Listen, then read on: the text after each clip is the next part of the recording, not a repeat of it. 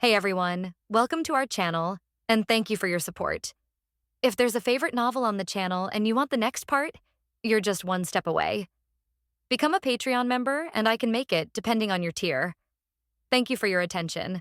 Star Dragon, Chen Feng looked the player up and down. Who was only level 10, Star Dragon was a little nervous, but mostly excited when he met a top-tier player for the first time. Without saying a word, he shared his character panel with the two of them. Fengxing Tianzia's gaze swept over the few lines of dark gold professional skill descriptions, and upon seeing them he immediately gasped. Reconstructor Prototype Stem Cell. Core Skill 1 Mobile Beacons.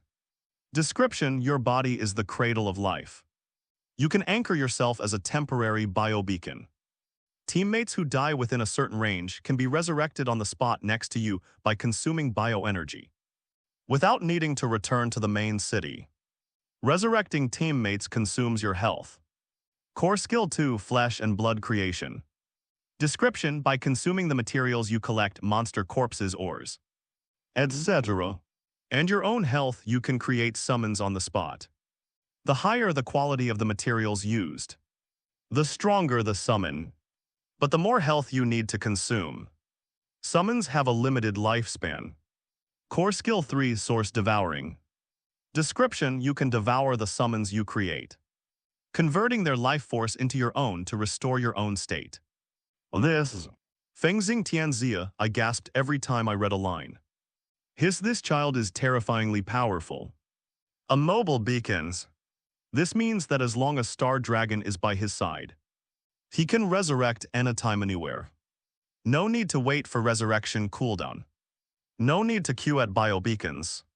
He brainstormed in his mind and instantly devised a terrifying tactic. Fengxing Tianzia disregards injuries and charges into the battlefield, wreaking havoc and learning the fighting style of rampaging beast, trading blood for blood. While near-death, activate pain removal, tanking the boss's attacks as a frontline tank while unleashing devastating damage for 5 seconds with doubled output. After being forcibly killed, don't panic. Wait for Star Dragon to use moving beacon to revive him on the spot. At full health, Fengxing Tianzia resets the pain removal cooldown and charges forward once more. Aside from losing experience points, it has no weaknesses. Awesome, this is an endless chain of human bombs. What kind of boss mechanism could withstand such an unreasonable series of self-destructions? Got it, Bailey chuckled smugly from the side. This is the smooth little combo I told you about. Once the two of you are bound together, you're a heartless killing machine, and not just you.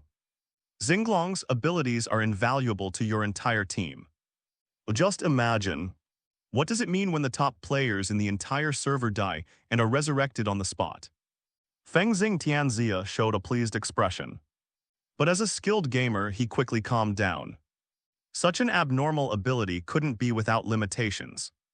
Upon closer inspection, he astutely grasped the restrictions in the skill description.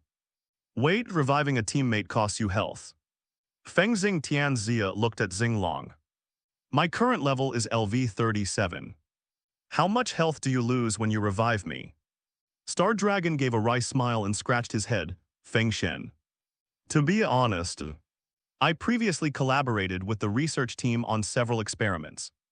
Based on my test results, they wrote a very long formula. The amount of health I consumed is related to the level and attributes of the resurrected target. After substituting your values into the formula, with my current LV10 maximum health, if I were to revive you to full health on the spot, it will probably drain 5 vials of my blood in an instant. 5 pipes. Fengxing Tianzia thought he misheard. Perhaps it was 50%, 5 pipes, not 50%. Farewell smiled somewhat awkwardly. It can't be done right now. I'll have to ask you to help him level up, In other words, the current Star Dragon is not only unable to function as a perpetual motion machine, but if Fengxing Tianzia is forcibly resurrected, he himself will be drained and die first. In the hardcore mode of physical descent, if he dies, he is truly gone forever. That's awkward. Fengxing Tianzia frowned. Actually, there is a solution. This is the closed-loop ability of the Reconstructor class. It can create a small combo. Bailey pointed to two other skills on the panel and analyzed. Don't forget, the Gene Shop has a Universal, Divine Guardian, and Fate Weaver combo skill that converts excess healing into temporary health. You've never used it before. Oh well, you are the hunter after all. Our deduced combat logic for Star Dragon is as follows. He first uses the surrounding materials, consuming a portion of his health to create a flesh creation in advance. Then before resurrecting you, he uses Source Devouring to consume the creation, thereby instantly raising his own health and even causing a temporary health overflow. He then uses this overflowing health to pay the price for resurrecting you. As long as there are enough materials on the ground for him to create and consume, he can guarantee his own immortality while allowing you to resurrect indefinitely. Of course, the level gap between you two is too large right now, and the skill that grants temporary life has a limit. No matter what you do, he can't revive you. So you need to practice more. The theory is perfect. Fengxing Tianxia's eyes lit up completely. This class system is simply made for large-scale battles. By laying the groundwork in advance, the first wave of players can simply get back up after dying. But then he looked at Xinglong's pitiful LV-10 level. The only weakness is that your base stats are too low. The strength of your creations and the amount of healing you gain from devouring are both tied to your level. Fengxing Tianxia grabbed Xinglong's arm, and the smile on his lips made Xinglong shiver involuntarily. That's the kind of fervor a big shot shows when they see a top-tier tool, a person who is essentially a valuable asset to a team. Such a chosen working person, how could I not be excited? Zelbo, I'll lead the raid and personally guide you through leveling. Fengxing Tianxia turned to Ci Bei Lai Old Gu. I've borrowed him for the next week. I'll let him experience what it truly means to ride a rocket. Is leveling up by killing level 40 monsters fun? Upon hearing the words level 40, the Star Dragon nearly fainted. Fengxing Tianxia patted Xinglong's shoulder twice. Xinglong's lips twitched and he gave a stiff smile. I won't return to town until I get him to level 20 and unlock the Titan sequence. Upon hearing this, Xinglong glanced at the blood red, hardcore mode indicator on his character panel and suddenly had a change of heart. He swallowed hard. Fengshen, where are we going? Go to the liver, find the densest monster horde. Find the highest level boss. Let the server's number 1 Divine Guardian protect you. The server's number 1 Fate Weaver heal you. The server's number 1 Spirit Master devise tactics. And the server's number 1 Hunter led you through monster slaying. Fengxing Tianxia smiled wickedly. You just need to stay in the back row and shout 666. The liver, a top-tier player team led by Fengxing Tianxia, is on a deadly race. Boom between several magnificent liver lobules. Several sonic boom clouds exploded one after another.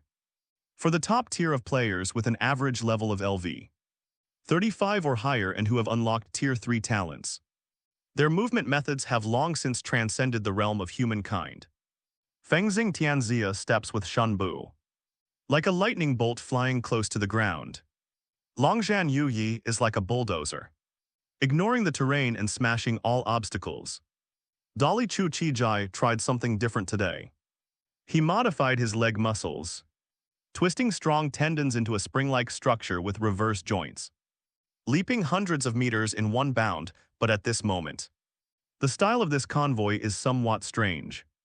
Because on the broad back of Dragon fighting in the wild, a person was tightly bound with high-strength biological fibers. Currently the only physical incarnation user in the entire server. LV-10 Reconstructor Star Dragon, Aya. Xinglong's screams were torn to shreds by the raging wind. He now finally understands the price of being carried by a big shot. When the speed of movement exceeds the speed of sound, the air coming towards you is no longer wind but knives. Star Dragon was only LV-10. Even with Dragon Battle in the wild to help him break through the wind, his basic attributes simply couldn't withstand such terrifying air resistance. The howling wind from all directions squeezed his body. He felt like his face was about to be blown off. and all the bones in his body were making creaking sounds under the unbearable pressure. System warning, you are experiencing extreme wind pressure damage. Health points 78%, 55%, 32%. After running for less than 2 minutes, Xinglong's health bar plummeted like a leaky water pipe. Stop the car, Chen Feng, you be *****D, stop the car now. The spring is about to explode, following behind. Yun Zhongyao, who was using life furnace overclocking, frantically waved her staff, running until she was covered in sweat. As the top healer in the entire server, she wasn't focusing all her energy on watching the road or finding monsters. Instead, she was fixated on the star dragon on the back of the dragon warrior ahead. Major healing spell, resilient shield. Life furnace overload conveying, The green light clung to Xinglong like a searchlight. Yun Zhongyao, with her abnormally high healing output, managed to keep Xinglong's fluctuating health bar in place. Feng Xingtianzia, which was charging at the front, heard the roar from behind and suddenly braked, rolling a few times before landing gently. Dragon Battle in the Wilds, which was following behind, also braked quickly, rolling twice on the ground before coming to a stop, boom. The powerful reaction force plowed a trench 100 meters long into the ground. Ugh, big brothers, I'm on your back, so. Sorry, I forgot, Longzhan Yua chuckled sheepishly. As soon as they stopped, Xinglong untied the ropes, lay on the ground and vomited uncontrollably. His face as white as paper. I'm sorry, brother. Dragon fighting in the wilds scratched his head awkwardly. I'm used to traveling like this all the time. I forgot you're only level 10, are you alright? I almost really died, Xinglong weakly waved his hand. Feng Shen, brother Long, I only have one life. Was this what you guys were doing? Even if I could withstand it, I couldn't carry you. Yun Zhongyu ran up and kicked Feng Xingtianxia and Longzhan Yuyi each. You two are brainless if Xinglong dies. Where are we going to find a second mobile respawn point? Can't you at least consider the vulnerable ones? My fault, Feng Xingtianxia coughed twice. Know when he's running at top speed, he often gets so engrossed that he loses himself. Shall we slow down a bit? We must slow down. Xinglong protested vehemently 10 minutes later. This decapitation squad, which could have been a threat to the entire liver, was jogging at an extremely frustrating pace, about 400 kilometers per hour, a snail's pace across the wasteland. Too slow, Feng Xingtianxia sighed. Feeling like he was pushing a baby stroller, be content. Star Dragon strapped to Dragon Battle in the wilderness had his face distorted by the fierce wind. But at least he wasn't losing health. He had finally rediscovered the joy of the game. Once I reach LV20, I'll craft my own mount. Then I won't have to bother Brother Dragon to carry me anymore. At that moment, Xinglong's desire to level up to level 20 reached its peak. It was almost as intense as the desire I felt when I was clinging to life in reality. Desperately trying to save myself. Emerald Fortress Shipyard.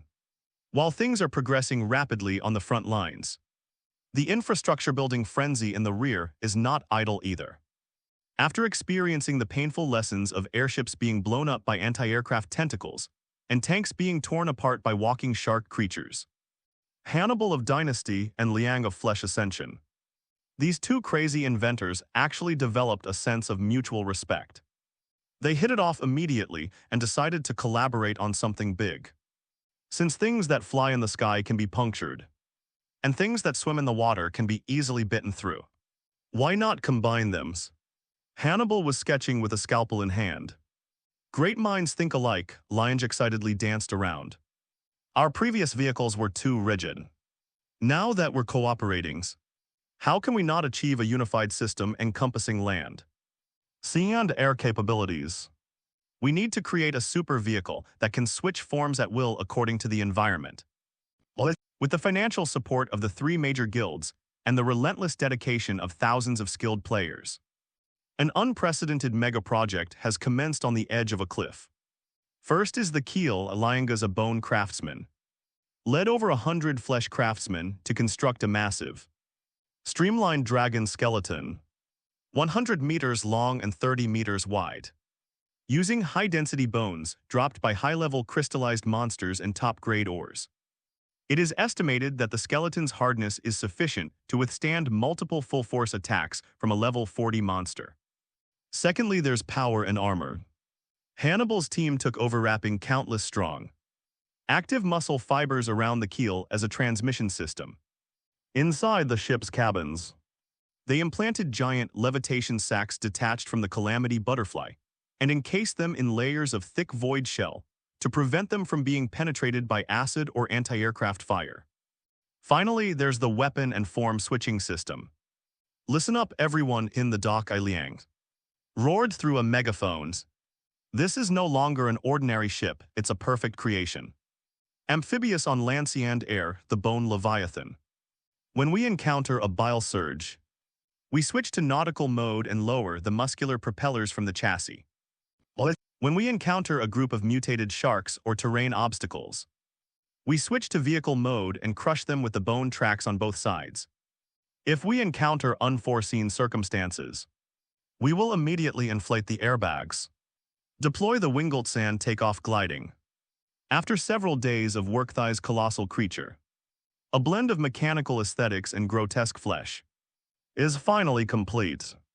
It lies silently on the edge of the bile duct Grand Canyon, its outer shell flowing with anti-corrosion mucus.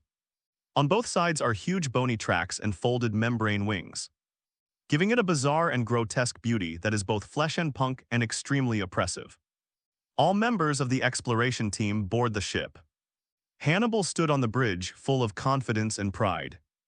Hundreds of well-equipped players filed in. This time they were well prepared. Cut the cable. Move out, rumbles. The massive tracks crushed the rocks at the edge of the cliff, and the skeleton Leviathan plunged down the cliff thousands of meters high like a ferocious beast, crashing heavily into the vast ocean of bile that stretched for tens of thousands of kilometers. Splash! The towering waves were cleaved apart by the bony bow. Navigation mode activated. Muscle propellers at full speed. The boat jolted violently, regained its footing amidst the turbulent bile current, and began to move upstream. Corroded megalodon swarm spotted on port number 20. The radar operator shouted, "No more dodging charge. Weapons team, drop our depth charges modified with poison sacks." Boom. Boom, boom, a muffled explosion echoed underwater, and a mixture of green venom and acid instantly poisoned a group of mutated sharks. The Leviathan ran directly over their carcasses, warning huge waves ahead. Elite monster horde. You've come at the perfect time. Ai Liang suddenly pulled down a huge lever. Hold on tight. Inflate the levitation bladders, deploy the bone wings. Click-a-click, with a sickening screech of bones grinding together.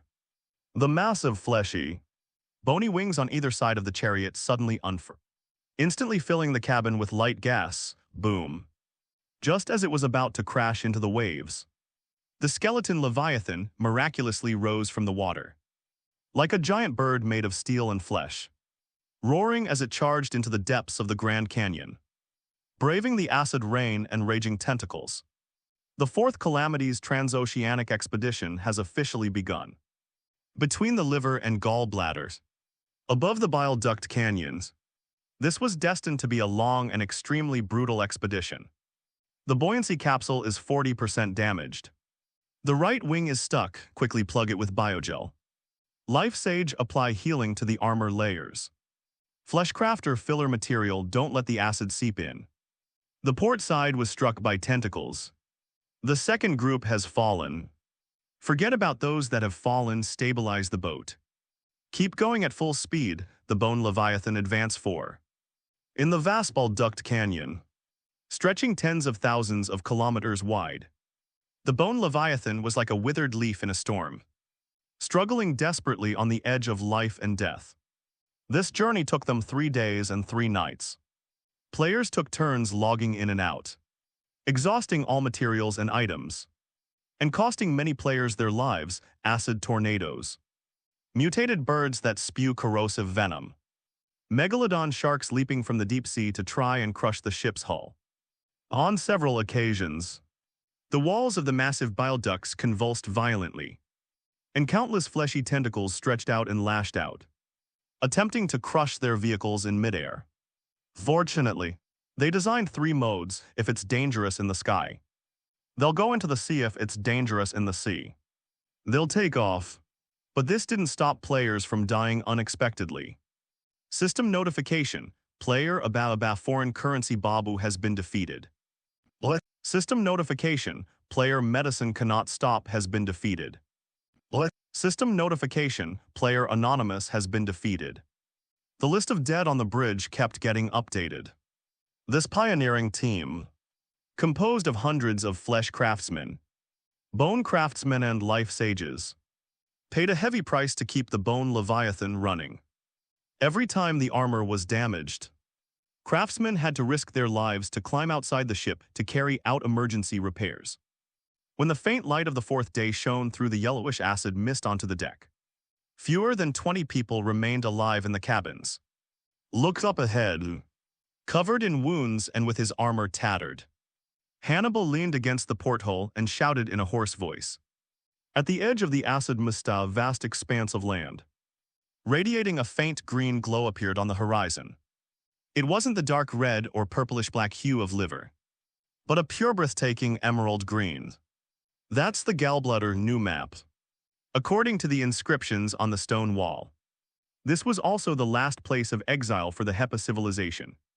We've arrived, we've really arrived. Ai Liang slumped in the driver's seat. Even though I'm a craftsman and a whiz, I felt an urge to cry. This creation, which embodied all their hard work, though now a pile of scrap metal, had truly crossed this insurmountable chasm. Don't be too happy yet. Hannibal pointed ahead. We haven't landed yet. Everyone looked over and their hearts sank instantly. The edge of the Gallbladder is not a gentle sandy beach, but a nearly vertical emerald cliff thousands of meters high. The cliff face is covered with smooth crystals and constantly flowing highly concentrated corrosive liquid. The bone Leviathan's levitation capsule had already leaked half its air during the previous battle, making it unable to provide enough lift to fly up the cliff. We're running out of fuel and magic. If we force ourselves to fly, we'll all crash into the cliff face. The life sage in charge of power said despairingly. If you can't fly up, then climb up. A glint of madness flashed in my eyes. This is a triamphibious armored vehicle.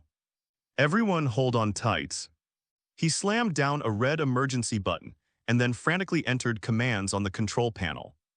Activate vehicle mode, 8-legged climbing mode. Click, click, click with a teeth-grinding roar. The wheel and track system at the bottom of the skeleton Leviathan disintegrated. Immediately afterwards, 8 thick, massive bone mechanical legs with barbs at the tips, hidden inside the hull, shot out and plunged deep into the emerald cliff face ahead. Inject the last of the gas into the buoyancy capsule. Provide upward buoyancy, reduce weight. Mechanical feet alternating ascent, rumble. This colossal object transformed into a giant steel and flesh spider on the cliff face. Each time the mechanical feet lifted and fell, they carved deep pits into the crystalline cliff face, splashing up large amounts of acid debris.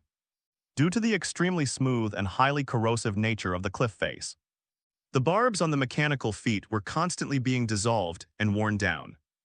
The craftsmen worked tirelessly, operating the mechanical foot while frantically repairing the wear and tear on the soles of the foot with biogel. My left forefoot slipped quickly. Give me bone meal. My right hind leg is about to break. Healer. Cast a life shield on the bone. 100 meters, 500 meters, 2,000 meters. When the barbs on the 8 mechanical legs of the skeleton Leviathan were almost completely worn down, and the buoyancy chamber let out a final, mournful cry as all the gas leaked out, its massive bow finally crashed heavily onto the flat ground at the top of the cliff.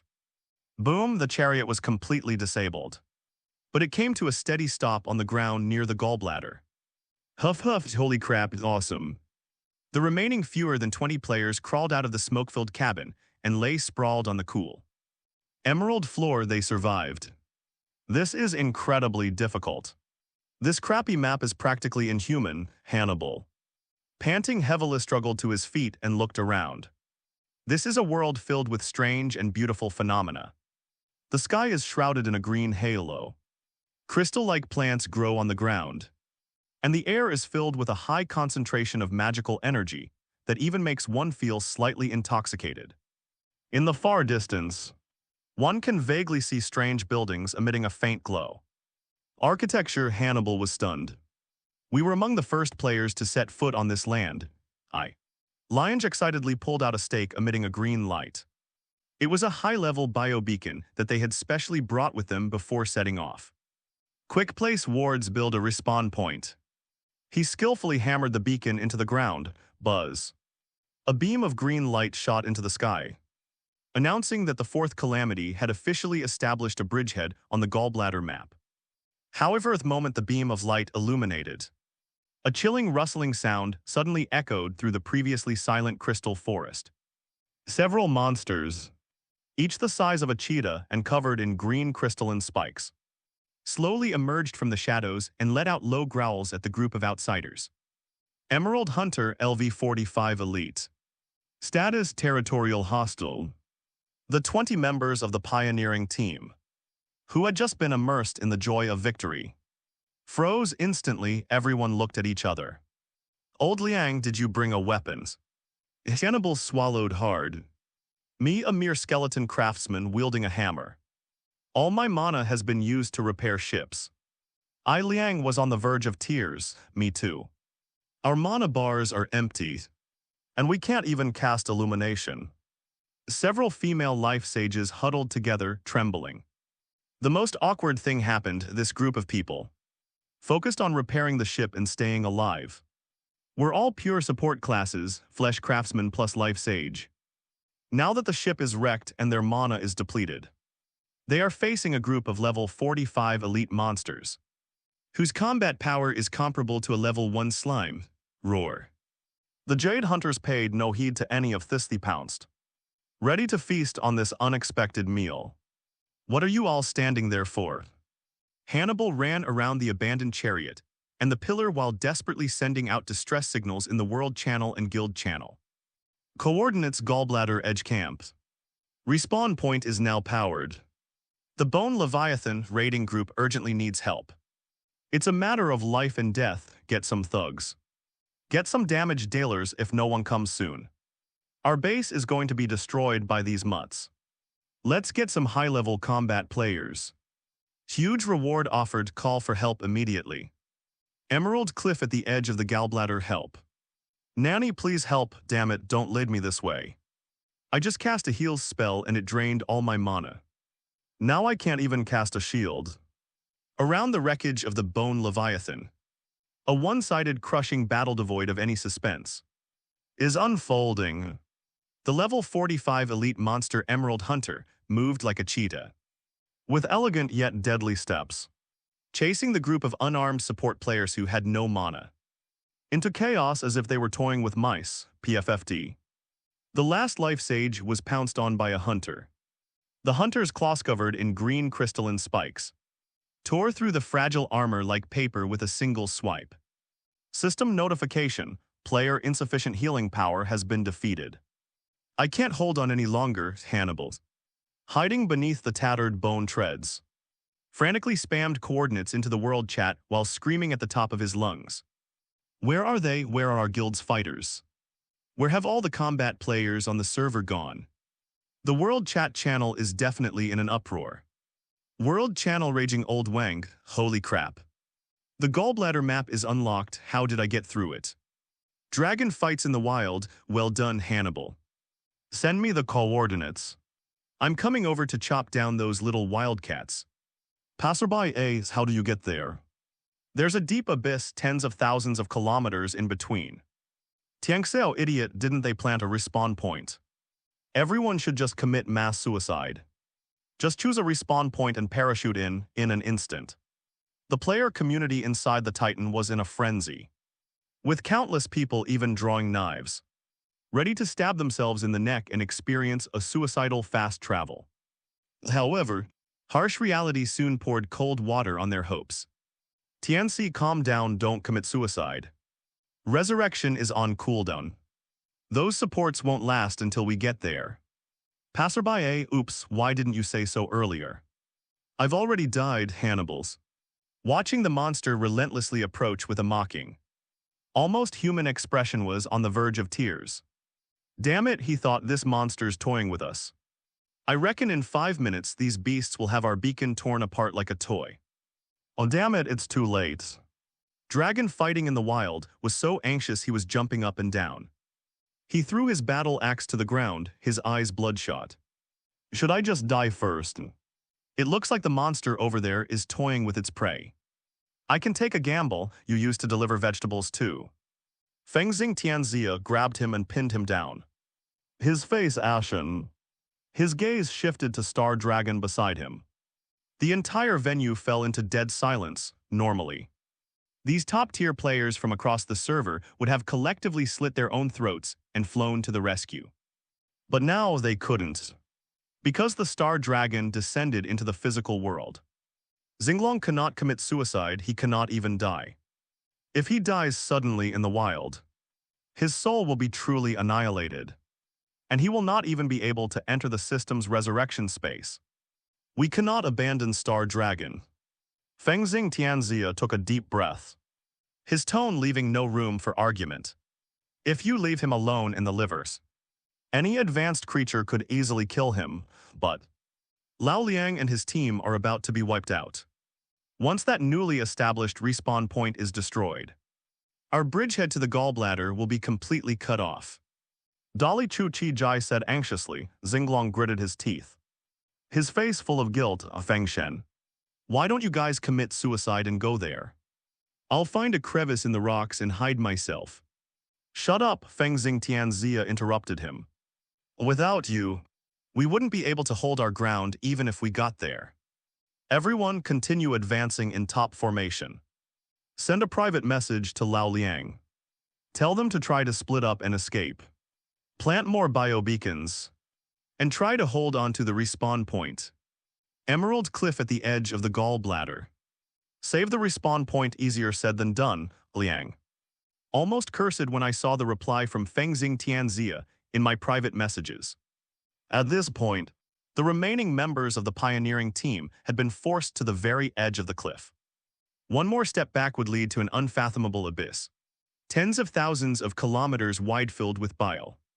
Ahead of them, 3 level 45 Emerald Hunters had lost patience with their prey and surrounded the players in a triangular formation.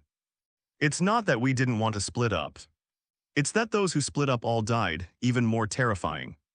One of the largest predators had its sights set on the glowing biobeacon planted beside the Leviathan's wreckage. To the monster, this thing radiating rich life energy was an extremely tempting tonic. Roar. The behemoth let out a low growl, its hind legs slightly bent, preparing to pounce on the beacon. It's all over, all that work for nothing. Hannibal closed his eyes in despair. No. It's not over yet. At this critical moment, a brilliant idea suddenly flashed through my mind. Since we can't hold out on flat ground, since those powerful figures need time to resurrect, they'll be camped as soon as they land. Liang suddenly sprang to my feet like a vicious dog guarding its food. And before the monster could react, I yanked the biobeacon out of the ground and clutched it tightly to my chest.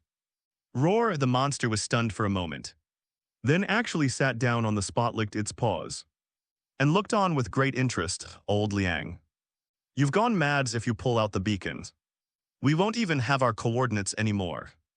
Hannibal exclaimed.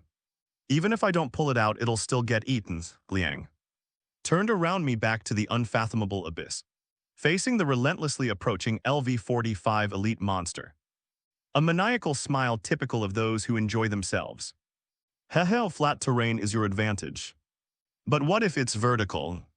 Before the words were even finished, to everyone's utter shock and disbelief, Liang, the guild leader of Flesh and Blood Ascension, embraced the last hope of the entire village and leaped into the air. He jumped off a cliff, a leap of faith. Holy crap.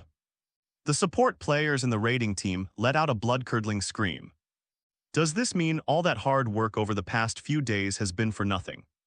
Liang clutched the beacon tightly in my arms, silently estimating its altitude. The wind howled in his ears like ghosts wailing, and the strong acid vapors were relentlessly corroding his body. Holy crap, in the instant of rapid descent. My eyes were fixed on the smooth mirror-like 90-degree vertical jade cliff face before me. Transform for me, talent-activated, bone-shaping. He drained the last bit of magic power from his body. The muscles in his arms tore apart instantly and too thick. Barbed spears each 2 meters long pierced through his forearms, a clang. The bone spear pierced the hard cliff face, sparking a dazzling shower of sparks. The immense downward momentum nearly dislocated his arms instantly, and the bone spear carved a terrifying, deep gash over 10 meters long into the cliff face, before finally becoming firmly stuck in a crystalline crevice. He was hanging precariously on the cliff face, 100 meters below the top above. Several emerald hunters poked their heads out, one of them carrying a player's corpse in its mouth. The whole team was wiped out. The emerald hunters roared furiously at the cliff below. But even a level 45 elite monster dared not jump down into this abyss. He surprised now little kitty, Aliang, coughed up a mouthful of blood. Both my arms had lost all feeling. With his last ounce of strength, he bit down on the green glowing bio-beacon and then plunged it forcefully into a crevice in the cliff face. Buzz, a green light shone on the vertical cliff, like a lighthouse in the dark abyss in an instant. It embedded itself in the wall, growing into a 5-meter-high beacon. Having done all this, Lion could no longer hold on, and the bone spears in my arms shattered the main force. The rest are yours to handle, he laughed loudly, and his whole body plummeted into the bile below like a kite with a broken string, swallowed by a raging torrent. System notification: the bio-beacon at the edge of the gallbladder has been re-anchored. Current status: safe under terrain shelter. 30 minutes later, when the first group of combatants committed suicide by slitting their throats, filled with fervor and ready to unleash their fury to save their comrades, accompanied by flashes of white light, they arrived with overwhelming force. I'm here. Holy crap, Zazia. Players who had just reconstructed their bodies hadn't even had a chance to see their surroundings when they discovered there was nothing beneath their feet. They lined up and screamed as they plummeted into the abyss. This is probably the most frustrating respawn point in gaming history. Experience bar minus 75%. You stay here and don't go anywhere. Fengxing Tianxia shoved Xing Long into the safe zone in the center of Emerald City, next to Thunder Messenger, his expression as serious as an old father's. Your life is extremely important. It's quite safe here. You can teleport to the City of Light, or you can wait here. We'll find a chance to bring you over after we've breached the bridgehead of the gallbladder. Star Dragon nodded obediently, then sat down at Thunder Messenger's feet. Weapon in hand, Feng Shenyu can go without worry. Why would I risk my life? I'll just stay here and practice my skills on my dummy, developing some basic combos. I'll definitely survive pretty well. Thunder Messenger stood like a statue, eyes closed. At this moment, slightly opened his eyes, secretly observing Star Dragon out of the corner of his eye. He felt that this member of the clan seemed a little different from the others. After settling the only true form descended treasure in the entire server, Fengxing Tianxia turned to look at his teammates behind him. Data Maniac Cloud Grapefruits and dozens of other newly upgraded guild elites summoned through the world channel are now gathered in the square. Have you checked the experience bar? Fengxing Tianxia pulled out a dagger. Just past level 37. My experience bar is cleaner than my faceless than 0.1%. Data Maniac waved the item in his hand, a bottle of concentrated void venom, one of the extracts of the void zerg. I've wanted to try it for a long time, but our lives are too precious, and the leveling pace is too fast. So I've never had the chance. Yun Jingyu smiled and made a peace sign, reporting, Captain, I just passed level 37 too. Even with a 50% deduction, my current experience is 0. Although it takes half an hour to resurrect, it's a better deal than rushing to the rift. Then let's walk without uttering a single wasted word. Feng Xing Tianxia swiftly and decisively slit his own throat with Origin Fang. But immediately afterwards, bodies began to lie down one after another in the square. Bangs, bangs, bangs. Dozens of top players from across the server, as if collectively possessed by a demon, either slit their throats or drank poison, all aiming for a swift and decisive death. Thunder Messenger opened his eyes wide at some point, staring at the corpses of players scattered on the ground. Lost in thought, the average level 20-plus players passing by were dumbfounded. Is this the quality of high-level players? They all commit mass suicide at the slightest disagreement.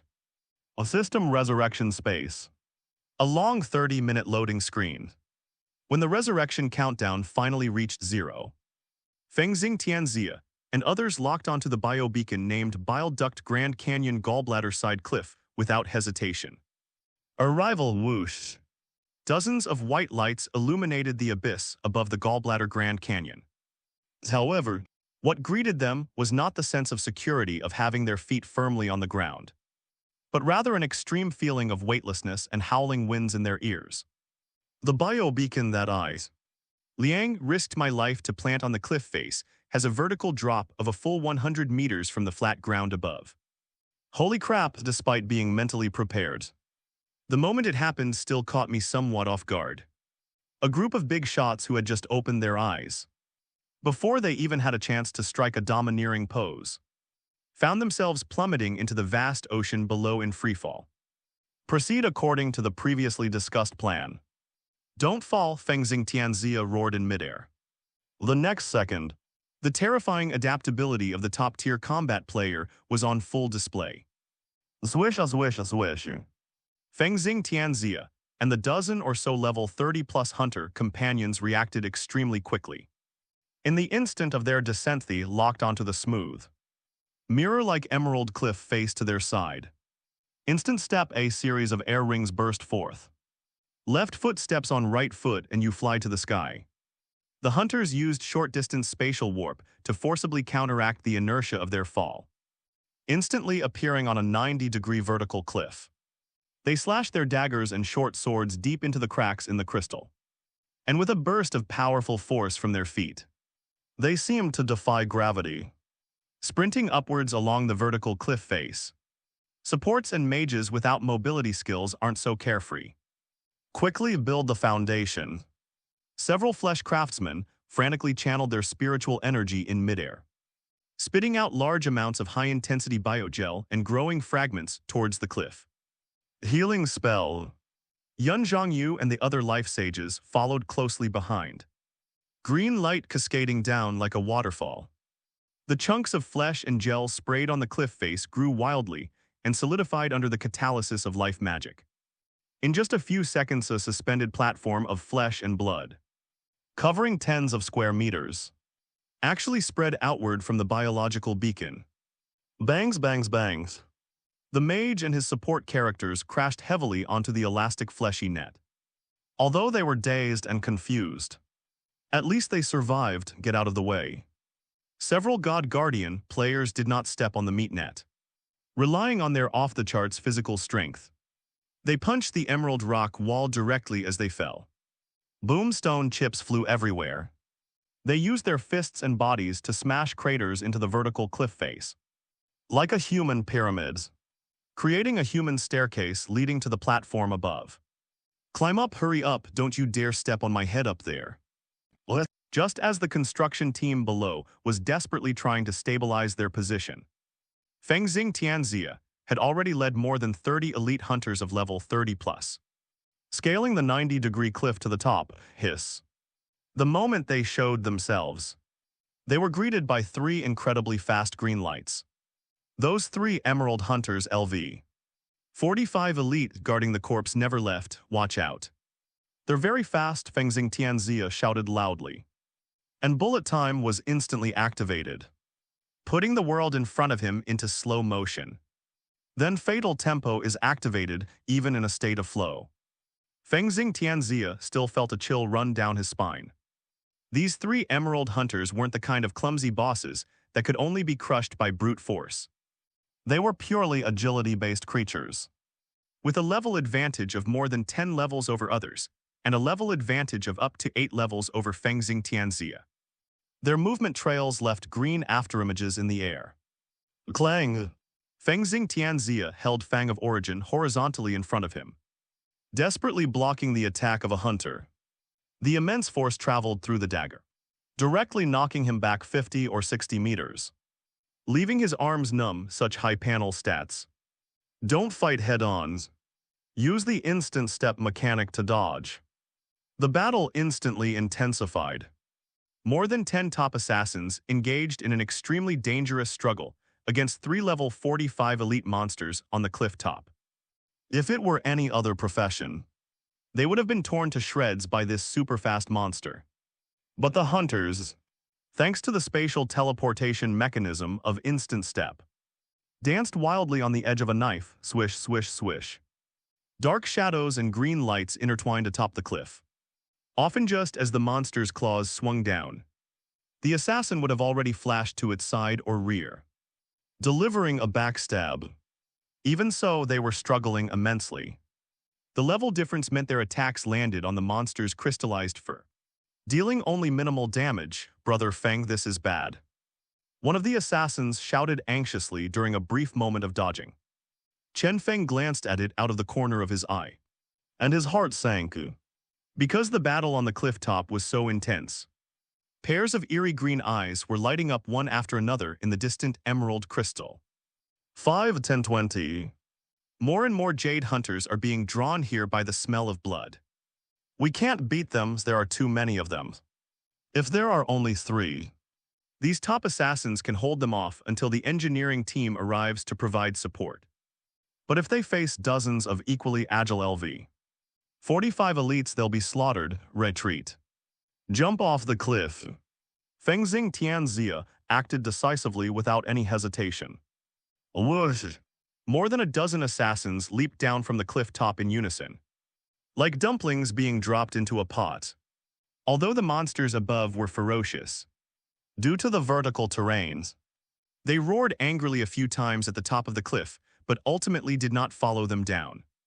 Bangs, bangs, bangs. Fengxing Tianxia and the others landed steadily on the fleshy platform 100 meters below. How's it going? Have you taken the beachhead? The craftsman below asked expectantly. Fight my asterisk, that's a monster's den up there. Fengxing Tianxia panted heavily, glancing at the towering emerald cliffs above. The monster level suppression is too severe, and they're all high agility monsters. Going up there now would be like delivering takeout. What are we going to do? Are we going to hang in midair forever? Looking down at the suspended platform barely supported by chunks of flesh and gel, with a bottomless torrent of acid below, Yun Zhongyu couldn't help but feel dizzy.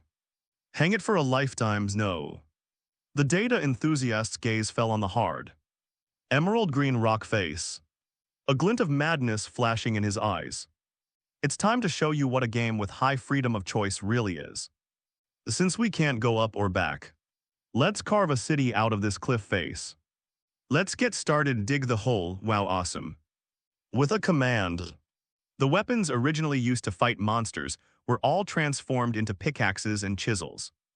Players began frantically attacking the emerald cliff, attempting to dig deeper into the cliff face to expand the suspended platform.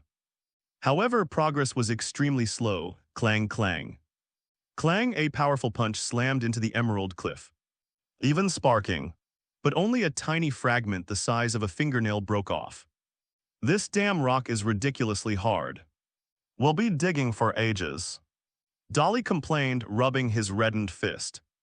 Don't be silly, can't you transform? We'll carve out our base bit by bit. Even if we have to gnaw with our teeth, we'll carve it out ourselves. The floating city has officially begun construction.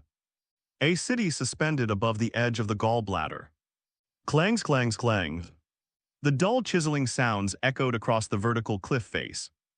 Dozens of the strongest divine guards in the entire server are acting as emotionless human pile drivers. Miracles come from might activate flesh domination, transforming your arm into an incredibly hard drill. each strike sending sparks flying against the solid crystalline rock wall. Phew, this job is inhuman, Dolly wiped his sweat, looking at the progress in front of him. After several hours of frantic, cost-insensitive excavation, they finally managed to carve some material out of the cliff face. Centered on the bio-beacon, the players painstakingly carved out a concave cave, about 2 to 3 meters deep and more than 10 meters wide, into the 90-degree vertical cliff.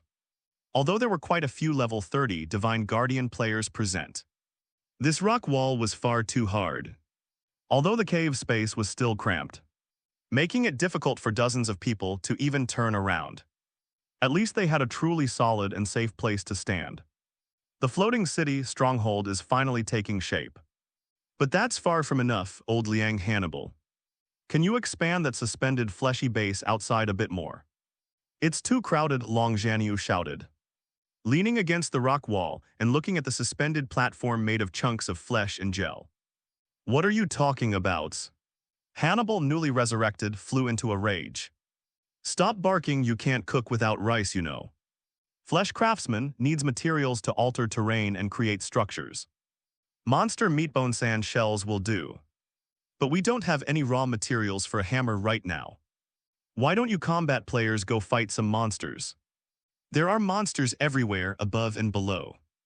We can't possibly cut flesh from our own bodies to build the city. Can we? Liang shrugged.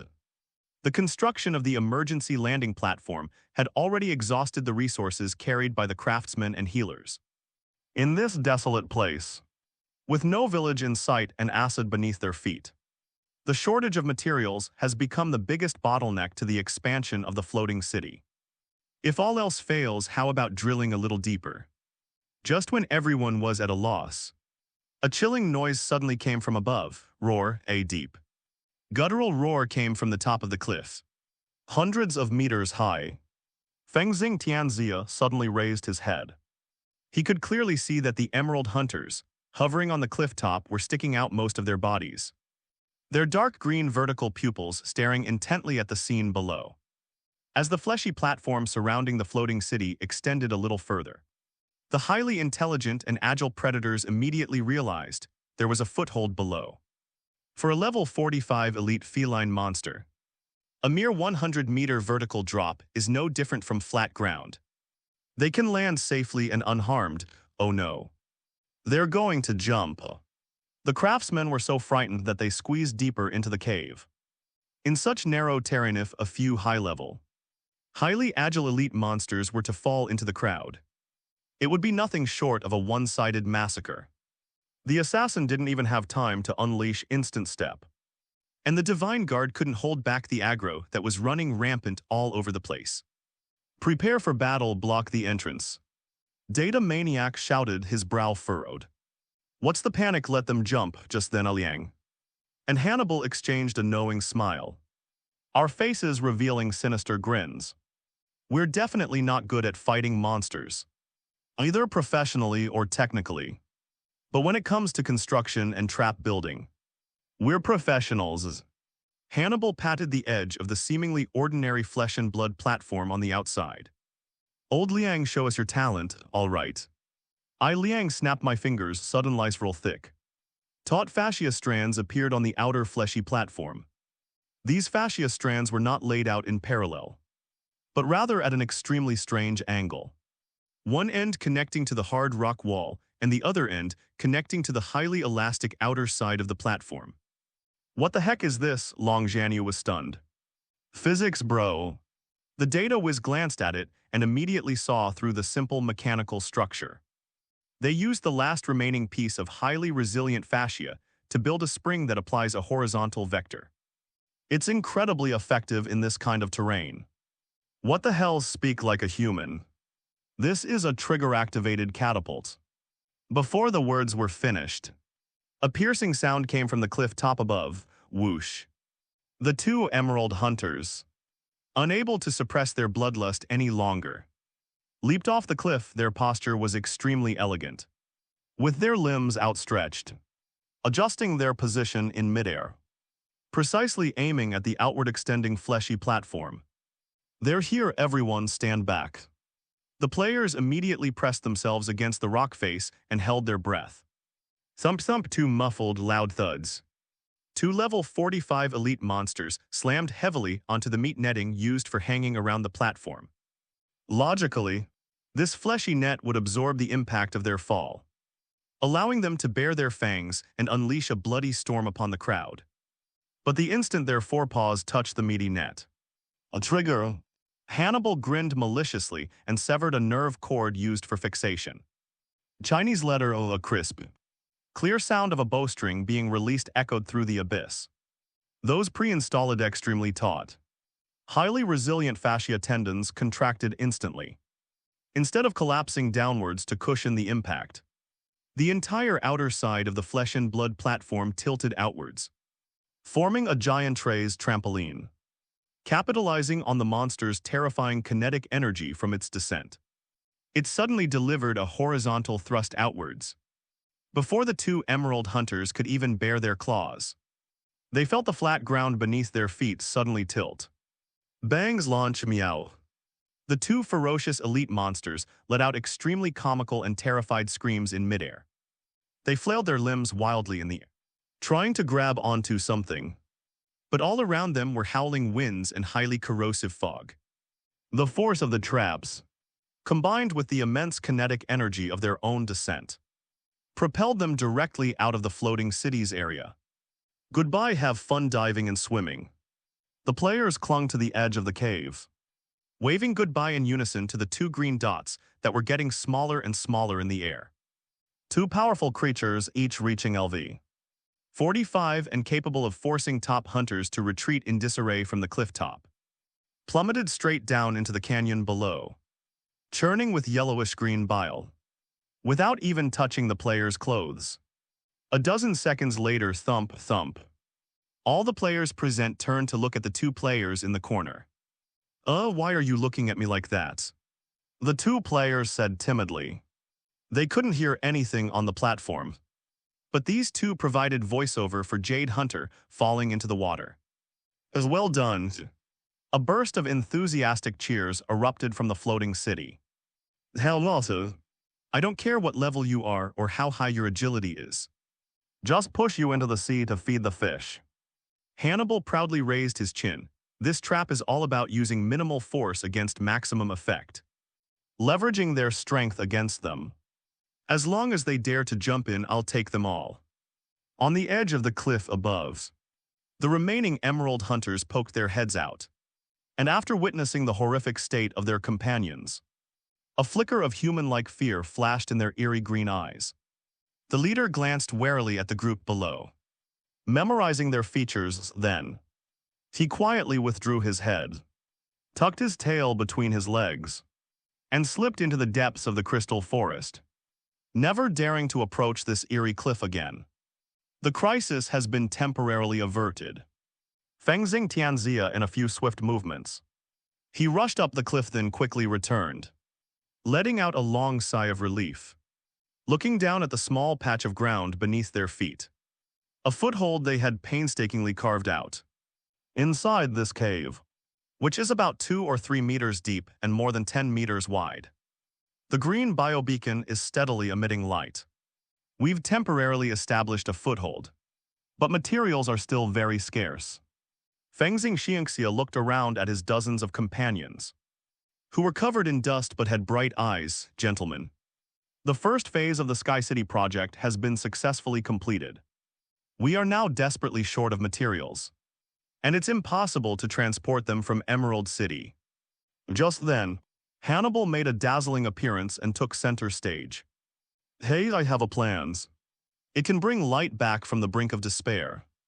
I just flipped through a book and suddenly realized that bile is weakly alkaline. I've been writing acidic bile all along QAQ. I'm admitting I'm a terrible student. Oh. Tell me more, I'd love to hear it. Want to hear its tale X2. Want to hear its story times 350,234. Who said there weren't any materials?" Hannibal waved for everyone to follow, walked to the edge of the suspended platform, leaned half his body out and pointed downwards.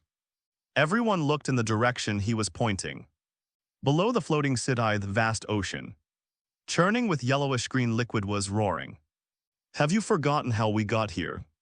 The bile was full of monsters. And down here, aren't we just living waste? The data maniac leaned over and corrected, by the way. Just a QUICK Chinese letter, popular science moment. Everyone thought it was acid.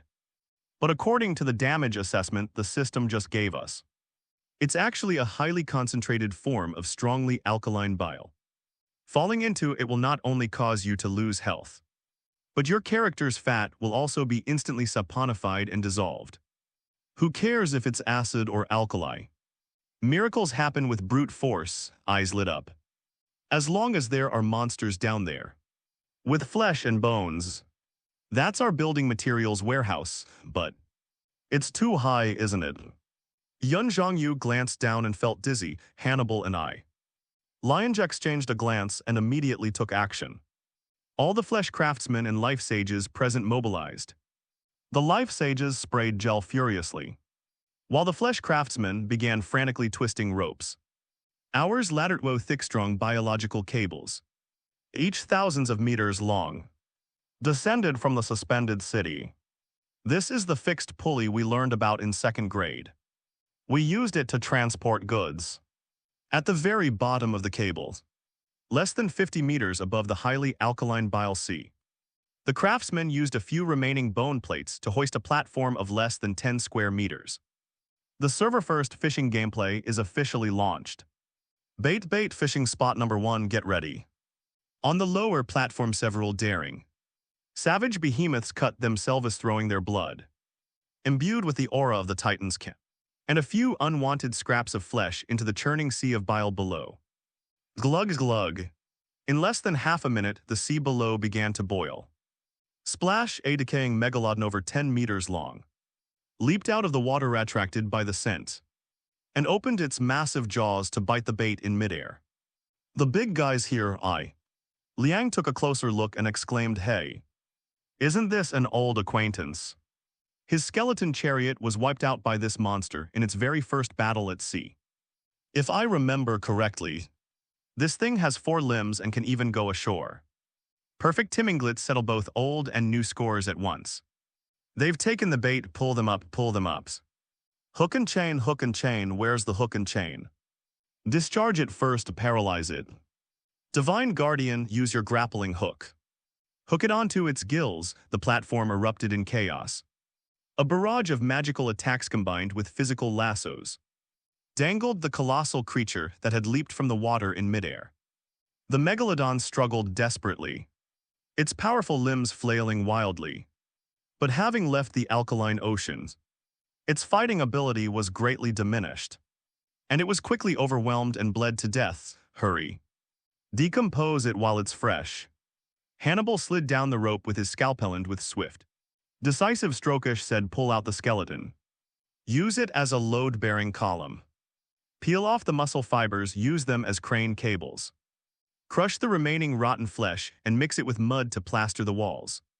Absolutely perfect. Every single piece of scrap meat was used to its fullest potential. We ate it all up using this fishing platform. Players can continuously pull out all sorts of bizarre deep-sea monsters from the sea of bile. Some imaginative players weren't content with just platform fishing. Liang's and Hannibal's, using the backbone and the alkali-resistant skin of a decaying megalodon, and adopting the design concept of the skeleton leviathan, built several small boats and used ropes to tether them to the sea for extremely hardcore boat fishing.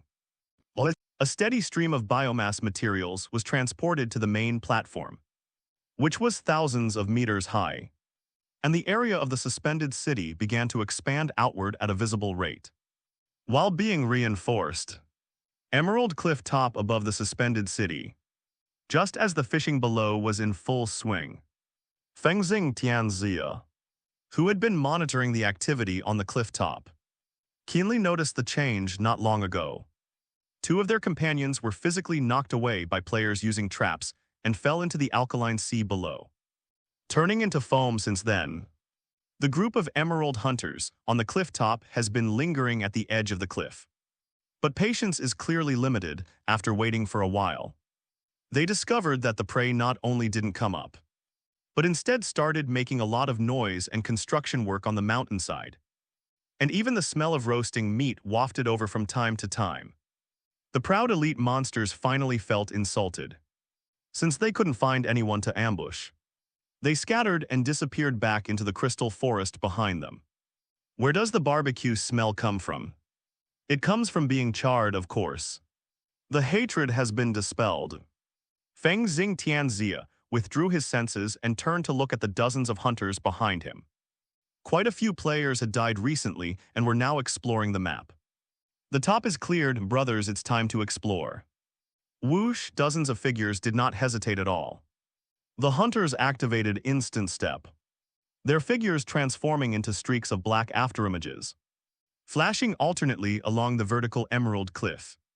In just a few breaths, Feng Xing Tianxia was the first to leap over the last 100 meters of the precipice, landing steadily on the flat ground at the top of the cliff.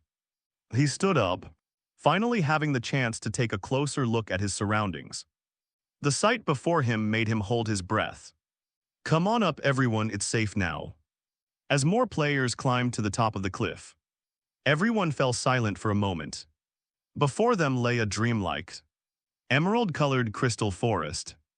The trees growing on the earth have trunks that are translucent emerald green crystals, while their branches and leaves are extremely delicate energy veins.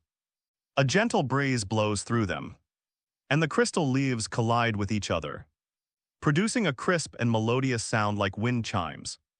The air here doesn't have the mercatoxic fog of the liver.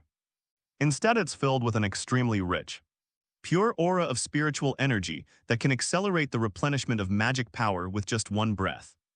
The ground beneath their feet was hard and smooth, like a continent carved from a single enormous piece of jade. This is the gallbladder. The data maniac decisively activated psionic vision. In his vision, every tree in this jungle was like a natural magical node. The entire ecosystem was outrageously perfect. Wait. Look over there. The data enthusiast suddenly exclaimed and pointed in a direction. Everyone looked into the distance in the direction he pointed. Amidst the layers of emerald light refracting through the air, on the distant horizon, the faint outlines of towering peaks can be seen, shimmering with a soft glow. Those were spires bearing obvious signs of human craftsmanship. Magnificent domes and energy bridges spanning the sky. Although the distance was too great for a clear view, the awe-inspiring sense of civilization still transcended spatial boundaries, striking directly at the souls of everyone present. Architecture. What Hannibal and the others said was actually true. I thought he was seeing things. The intelligence is true. There's a city there. Could this be the last refuge of the Hepa civilization?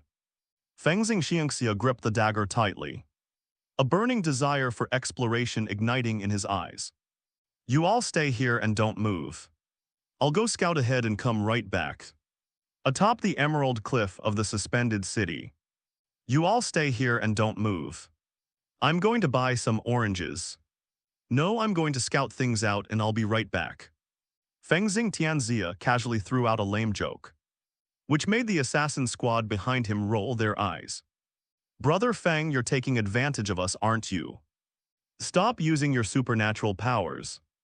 There isn't a single fruit tree here. It's all rocks and crystals, joking aside. In the face of a brand new high-level map with an unknown average monster level, it would be a major taboo for a large force to advance rashly. Although everyone present had just leveled up and were fearless, they couldn't just throw their lives away for nothing. Madman, come with me. Feng Xing Tianxia suppressed his smile and called over Data Maniac. Your psionic vision can see through energy flow and disguises. On this map you are a natural global radar. The two of us are small targets with high mobility. Even if we encounter a large monster and can't defeat it, I can use Instant Step to forcibly remove you from combat. The Data Maniac slung a small bag over his shoulder and stuffed several mana potions inside. No problem. My eyes are itching for more. The two broke away from the main group and, like two ghosts, silently slipped into the dreamlike emerald crystal forest. The view from inside the jungle is even more breathtaking than when gazing out from the edge of a cliff. The translucent, emerald green crystal tree trunk soared into the clouds, and the crisp, chiming sound of the leaves rustling together perfectly masked the sound of their footsteps on the hard ground. But the more beautiful a place is, the more deadly dangers it often hides. Stop. High-energy reaction to the right front. Less than 2 minutes into the run, the data enthusiast suddenly grabbed Fengxing Tianxia, his eyes gleaming with a silver light in his psychic vision. Behind the seemingly empty cluster of crystals lurks an extremely violent red energy circuit. The two immediately activated stealth mode, peeking out close to a huge crystalline tree trunk. In the open space ahead, a group of gentle creatures, resembling deer but with long, transparent crystalline horns on their heads, were grazing on the psionic moss, crystal horned deer LV 35 common on a thick horizontal branch above their heads. A chameleon-like monster covered in mimicking crystalline scales silently opened its blood-red maw. Emerald Concealer LV48 Elite, whoosh. The level 48 elite monster pounced down like lightning, biting off the neck of a crystal-horned deer. The deer herd was startled and scattered, while the hidden creature slowly began to enjoy its prey. A faint ripple of psionic energy spreading through the air with each chew. Good heavens! Even a random lizard that pops out is a level 48 elite. The data maniac swallowed hard. If we had just swaggered over there, we'd both be on the respawn list by now. Avoid it, take a detour, Fengxing Xiangxia whispered. The emerald concealer raised its eyelids, glanced at the two people in the distance, and continued eating completely unconcerned.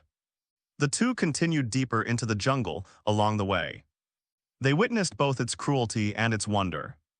The adult monsters in this emerald forest are generally level 30 or higher, with the main force ranging from level 40 to 50. For players at this stage, pulling out any monster here would be a difficult boss battle. Buzz the data fanatic suddenly groaned, clutching his eyes in pain, the veins at the corners of his eyes throbbing wildly. What's wrong? Fengxing Xiangxia was shocked and immediately drew his origin fang. Going into a state of alert, don't move, don't move. Don't even breathe. The data maniac gripped Fengxing Xiangxia's arm tightly, his voice trembling and distorted theirs. There's a big one in his psychic vision. What appeared on the distant horizon was no longer a single energy node, but an entire tsunami slowly moving. The sheer magnitude of that energy was so great that it even caused a burning sensation in his retina. Thump-a-thump-a-thump. The dull sound of footsteps echoed from the deepest part of the crystal jungle. Each sound caused the emeralds on the ground to resonate slightly. Suddenly they were shrouded in shadow. Fengxing Xiangxia held his breath and looked up in the direction of the sound. Above the layers of crystalline canopy, a massive shadow, as large as a hill, slowly moved across. It appeared to be a giant tortoise, but its shell was entirely composed of dazzling, high-purity magical energy crystals, and psionic energy raged with every step it took. Visible psionic storms even surrounded it. A massive, 1,000-meter-tall leg floated straight over their heads. Upon closer inspection, Fengxing Tianxia saw that the system feedback panel only displayed a short line of red text. Jade Beetle LV's Lord level. Fengxing Tianxia's current level is LV 37. The system is displaying all question marks, which means that the giant beast that is slowly passing by is at least 20 levels higher than him. This is a terrifying being that is at least level 57. What the hell?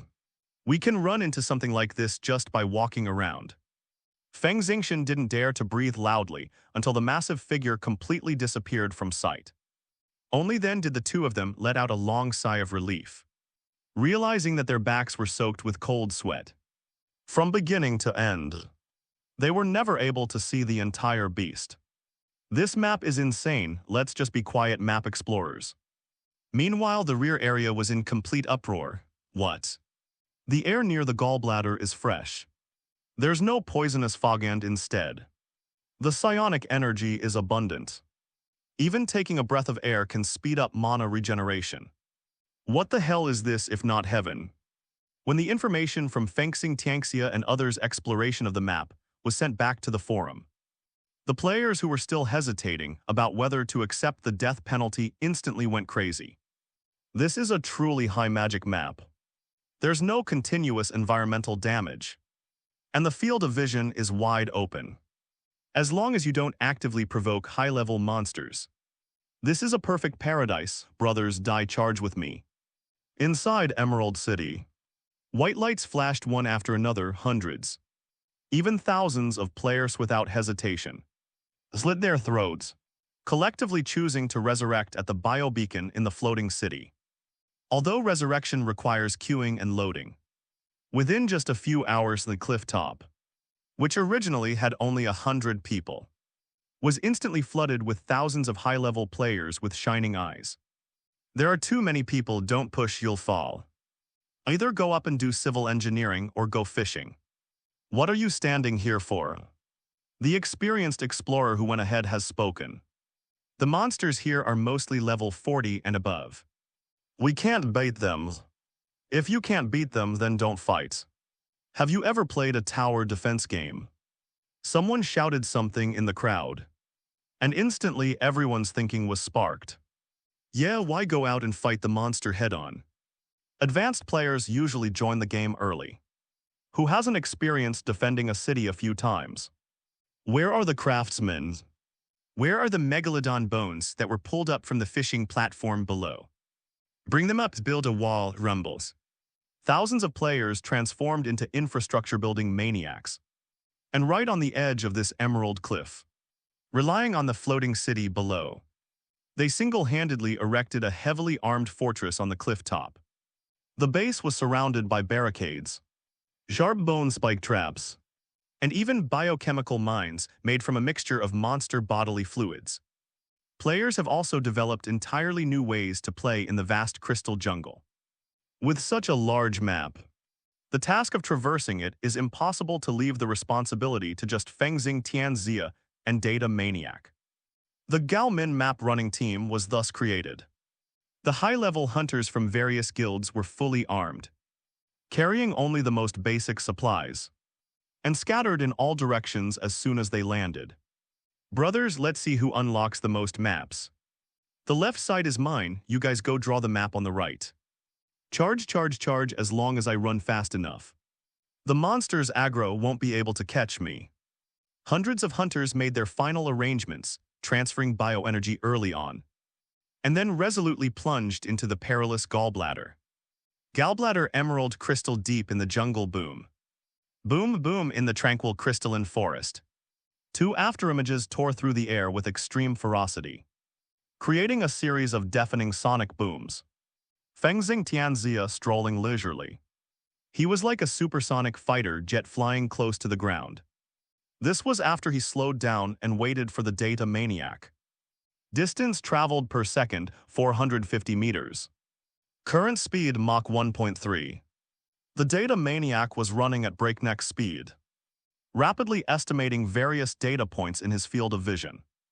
They had been speeding across the vast Emerald continent at supersonic speeds for a full 3 hours. They had alerted countless terrifying beasts of levels dozens along the way. But fortunately, their speed was fast enough that most monsters were uninterested in them. However, as he ran, Fengxing Tianxia gradually sensed that something was wrong. Sizzle! Fengxingshan slammed his feet on the hard jade-green ground, creating 2 long streaks of sparks, and forcefully brought the car to a stop. Why did it stop? Out of manas. The Data Maniac stopped beside him, panting heavily. No. What? Fengxing Xiangxia frowned and pointed to the distant horizon.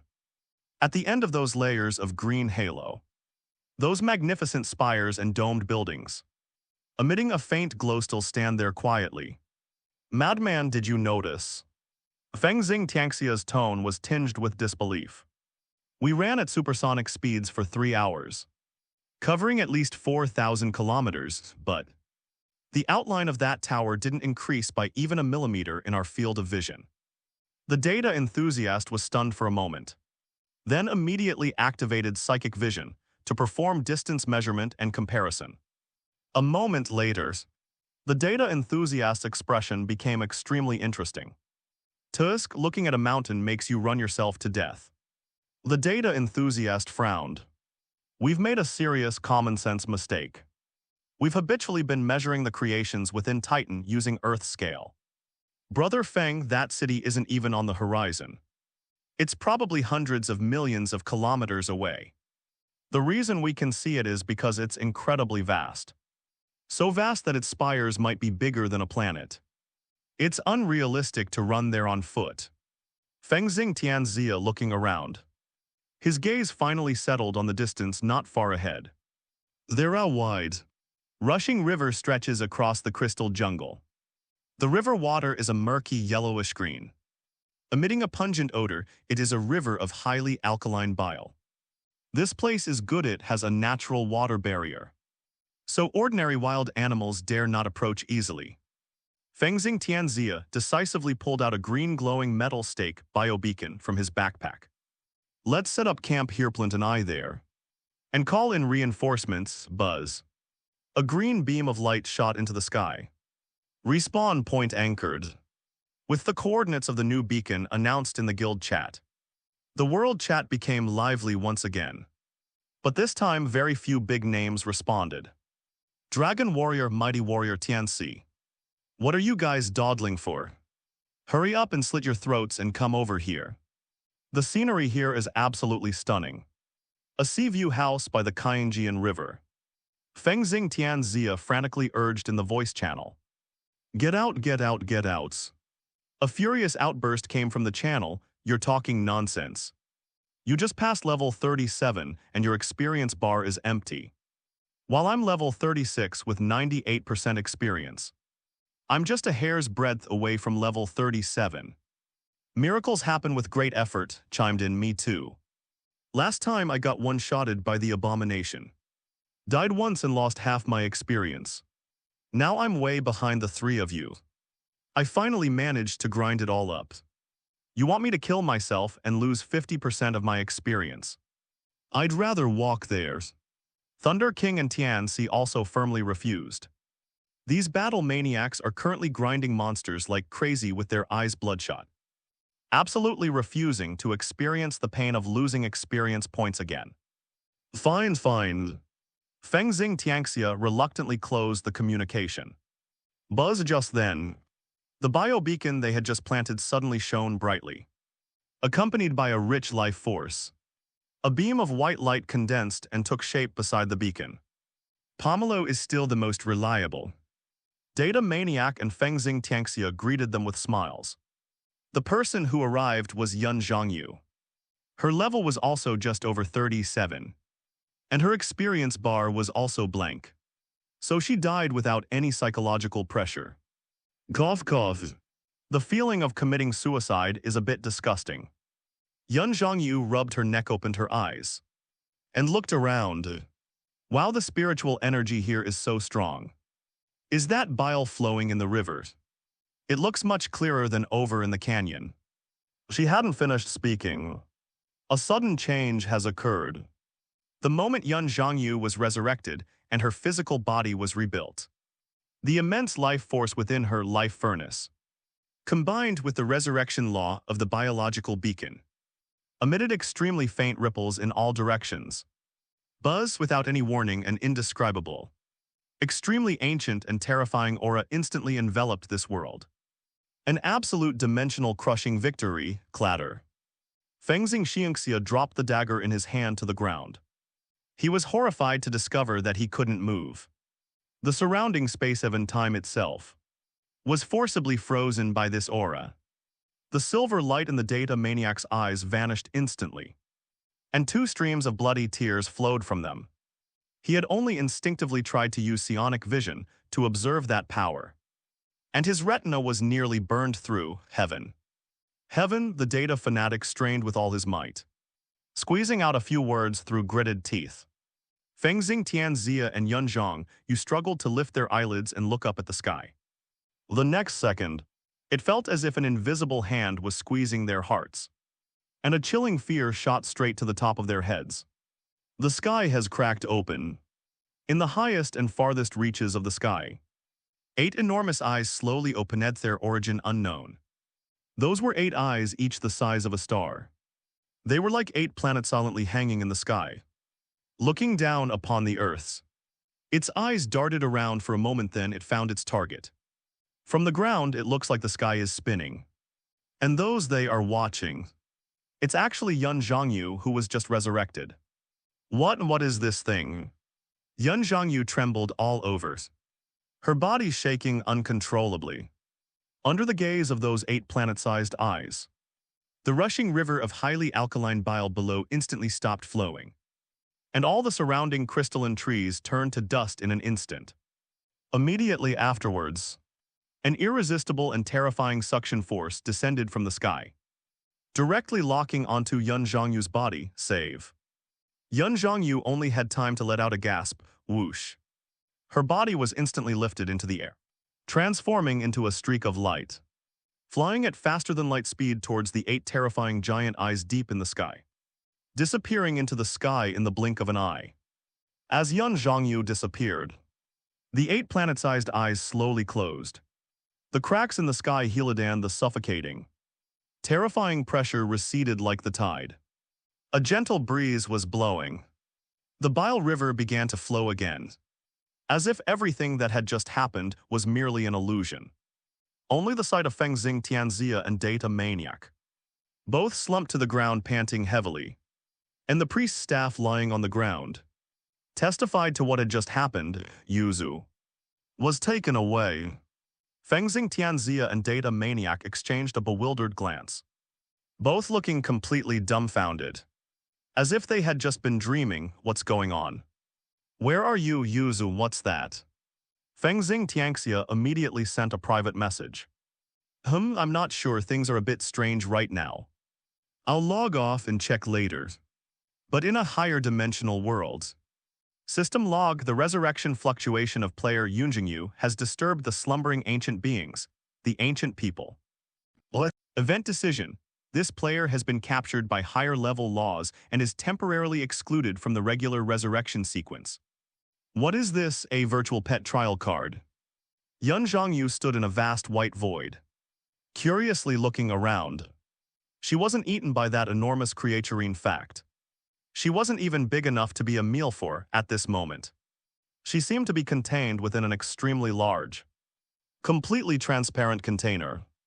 This reminded her of the ecosystem bottles she played with as a child, where she would put many small insects into the bottles to observe them or to feed ants. At this moment, she was surrounded by a dense, almost viscous, green psionic energy. This energy not only did not harm the player, but also carried an extremely pure life force. Yun Zhongyu even felt like a water baby soaking in water, every pore on her body greedily breathing. And on the outside of the glass bottle, the 8 enormous eyes, each the size of a planet, were rolling around, focusing their gaze on her. Because of its enormous size, the gazes seemed to come from all directions, making Yun Zhongyu feel extremely uncomfortable. Even knowing it's in a game, the visual impact of having 8 planets pressed against your face for close observation is still enough to send chills down your spine. But after the initial surprise, Yun Zhongyu quickly entered the player-specific testing mode. No health bar displayed, and the name is a question mark. It seems to be a neutral, unattackable creature. Yun Zhongyu stroked his chin and directly brought up the system menu. Let's try logging off first. She clicked log out. As a wish. Her body instantly transformed into a beam of white light and vanished into the transparent space.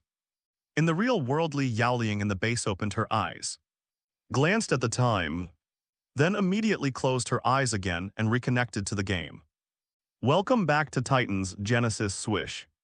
The white light condensed again, and Yun Zhongyu reappeared intact in the viscous psionic bottle. This time, the scene outside the bottle became extremely grotesque. Those 8 enormous eyes, large as stars, suddenly narrowed all at once. Ugh. A profoundly human sense of bewilderment was revealed in his enormous pupils. Wait a minute, where did that little bug go? Am I seeing things? Buzz, a tremendous cry. Ethereal and far-reaching. seemingly capable of piercing the soul and the starry sky, echoed throughout the entire gallbladder. The sound resembled the roar of a whale, yet it was 1,000 times louder than any sound on Earth. This is a sound that seems to resonate from within one's mind, and it cannot be measured by units like decibels. Yun Zhongyu's head was throbbing with pain. She covered her ears but found it didn't help, so she had no choice but to endure it for a while. "Stop making noise, can you be a little quieter?" Fortunately, the whale's cry didn't last long.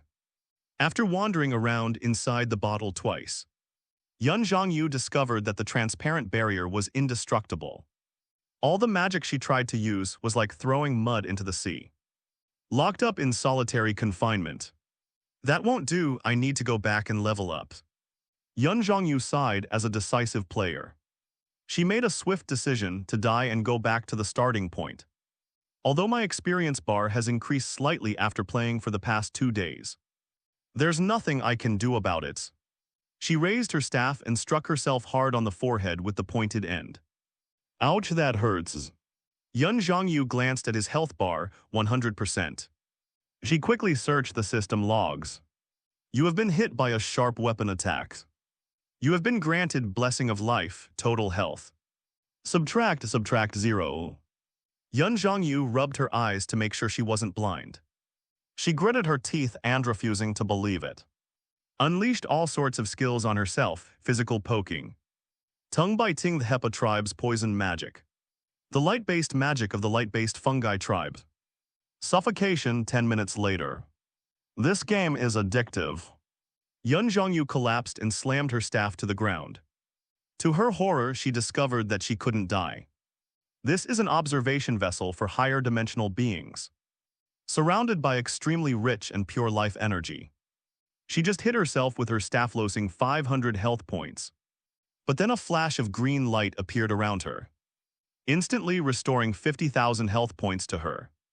The high concentration of psionic energy seeped directly into her pores, not only preventing her from losing health, but also giving her a slow experience gain buff. In this absolute realm of life, death becomes a luxury. After struggling for half an hour, Yun Zhongyu finally gave up. The 8 large eyes outside stared at her intently, as if watching a hamster's toy car wheels with great interest.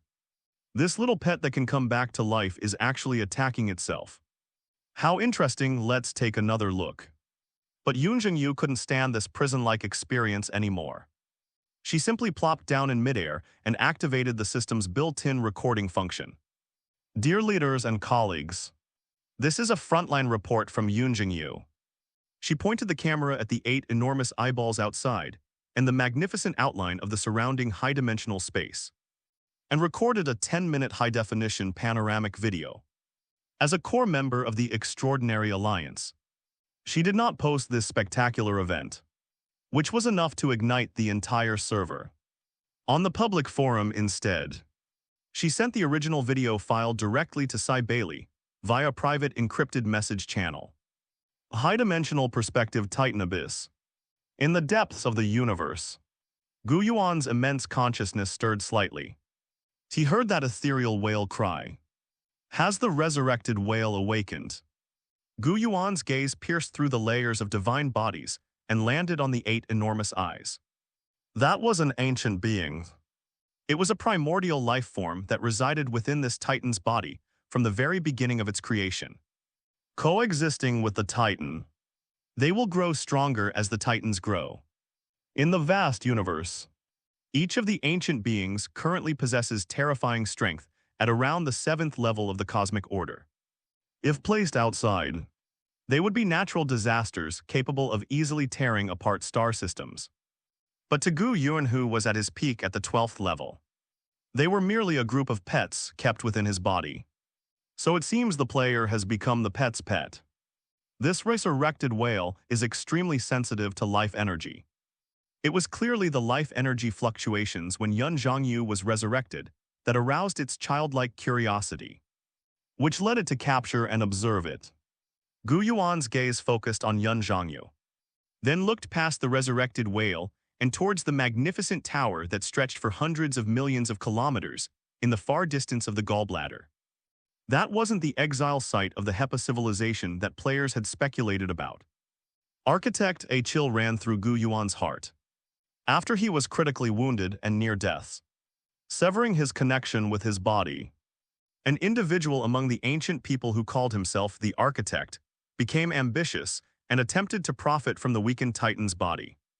Not only did it build that incredible tower here, directly rooted in the gallbladder to extract energy, but it even dared to imprison a severely injured and dormant Thunder Messenger inside the tower, using it as the power source for the tower's perpetual motion machine. Even the gallbladder's current appearance as a jungle of emerald crystals is caused by the jadification calamity released by the Architect, which caused the jadification to spread throughout the entire gallbladder. I cannot directly interfere with your affairs at the moment. Gu Yuan looked at the player dots that were active on the edge of his gallbladder, and a slight smile appeared on his lips. However, let my retinue go and play with you first. The City of Light Kyoto University Titan Campus, bang. Farewell in sorrow, he pounded the table in front of him with excitement. His eyes fixed on the video on the holographic screen. His gaze piercing, such life still exists in this world. These days, Cybele has been debating with a group of scholars, firmly establishing himself as the leading figure of the Titan Games reality hypothesis. The core theory of this hypothesis is that the Titan Games is a real world. Noda's previously speculated, a game of some advanced civilization. This world might be a parallel universe. Or perhaps it's right here in their universe. Is it possible that the NPCs in the game are telling the truth? That they wouldn't bother deceiving us? At the academic conference a few days ago, Chinese letter said this. The scholars in the audience were all lost in thought. And more people began to waver at that moment. All the researchers in the conference room went crazy. The Titans were far too enormous, exceeding their comprehension, while the behemoth transmitted by Cloud Pomelo was at least observable by humans. For astrophysicists and high-energy biologists, what could be more exhilarating than observing a living, cosmic behemoth? Gallbladder removals immediately right now. Farewell to the bereaved without hesitation. He drew his short sword and loudly ordered all research team members. Put down your projects. Let's go to the respawn point coordinates that Fengxing Tianxia just sent us. Professor, shall we walk there or? A student asked excitedly, idiot. Don't tell anyone you're my student when you get out of here. What the hell are you doing? Running around like this would take forever. Another young scholar had already put a knife to his throat. We're not combat players. If we die, we die. The resurrection cooldown is only a few minutes, yes.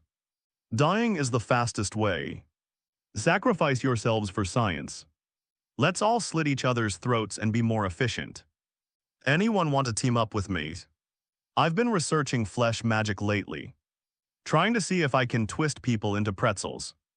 I'll try it. I'm going to give poison magic a shot, splash. Within minutes, a large number of corpses lay scattered throughout the Kyoto University teaching building. The nation's top scientists, well, perhaps magicians would be a more fitting term here, chose to fight each other. A child named Guangningjun passing by glanced around and saw many strangely shaped and gruesome corpses lying haphazardly in the yard. He was immediately horrified and ran away. Beacon on the banks of the Bile River, buzz, buzz, buzz. The once deserted banks of the alkaline river were now empty, except for Fengxing Tianxia and Data Maniacs staring at each other. Suddenly, the green biobeacon light began flashing wildly like a disco's strobe light. Chinese letter, dozen 700s. Of low-level research players successively reshaped their bodies and descended upon this emerald continent. Look up at the sky. Can you still see those eyes? Cybele had just been resurrected and, without even bothering to tidy his appearance, kept looking up at the sky, and high and far above in the heavens, while watching Cloud Pomelo unleash various skills with great interest. Resurrected Whale suddenly sensed dense life fluctuations coming from below. Its 8 enormous eyes slowly turned, their gaze piercing through the dense jungle of crystals and landing on the tiny biobeacon. Immediately afterwards, this colossal cosmic beast, which had lived for countless ages, fell into deep confusion in its perception.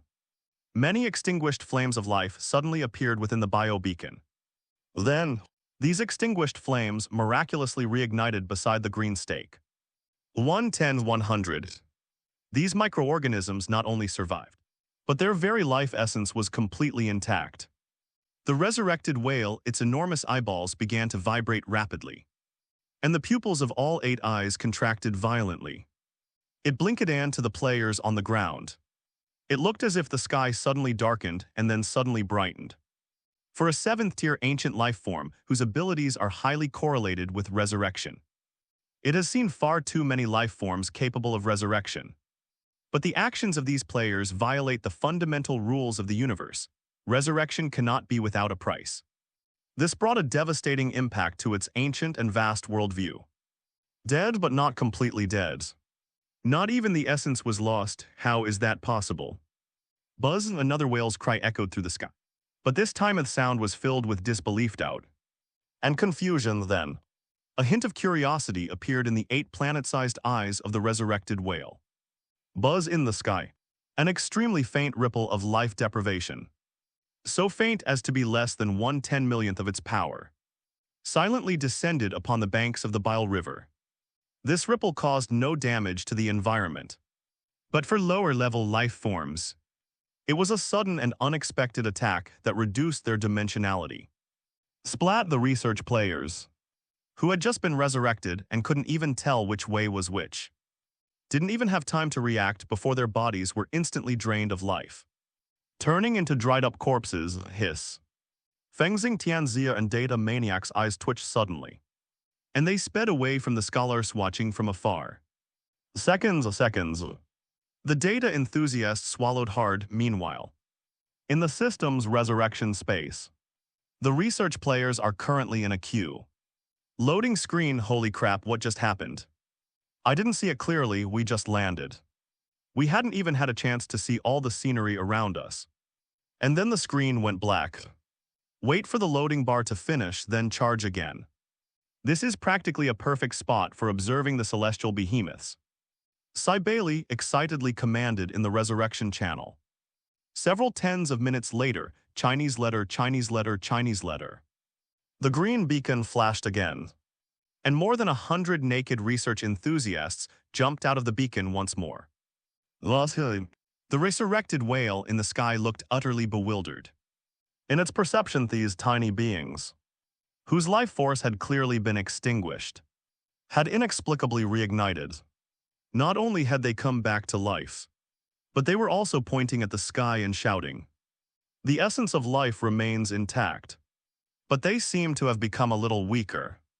Meanwhile, in the confined room above, Yun Zhongyu couldn't stand this prison experience anymore. She decided to make a scene.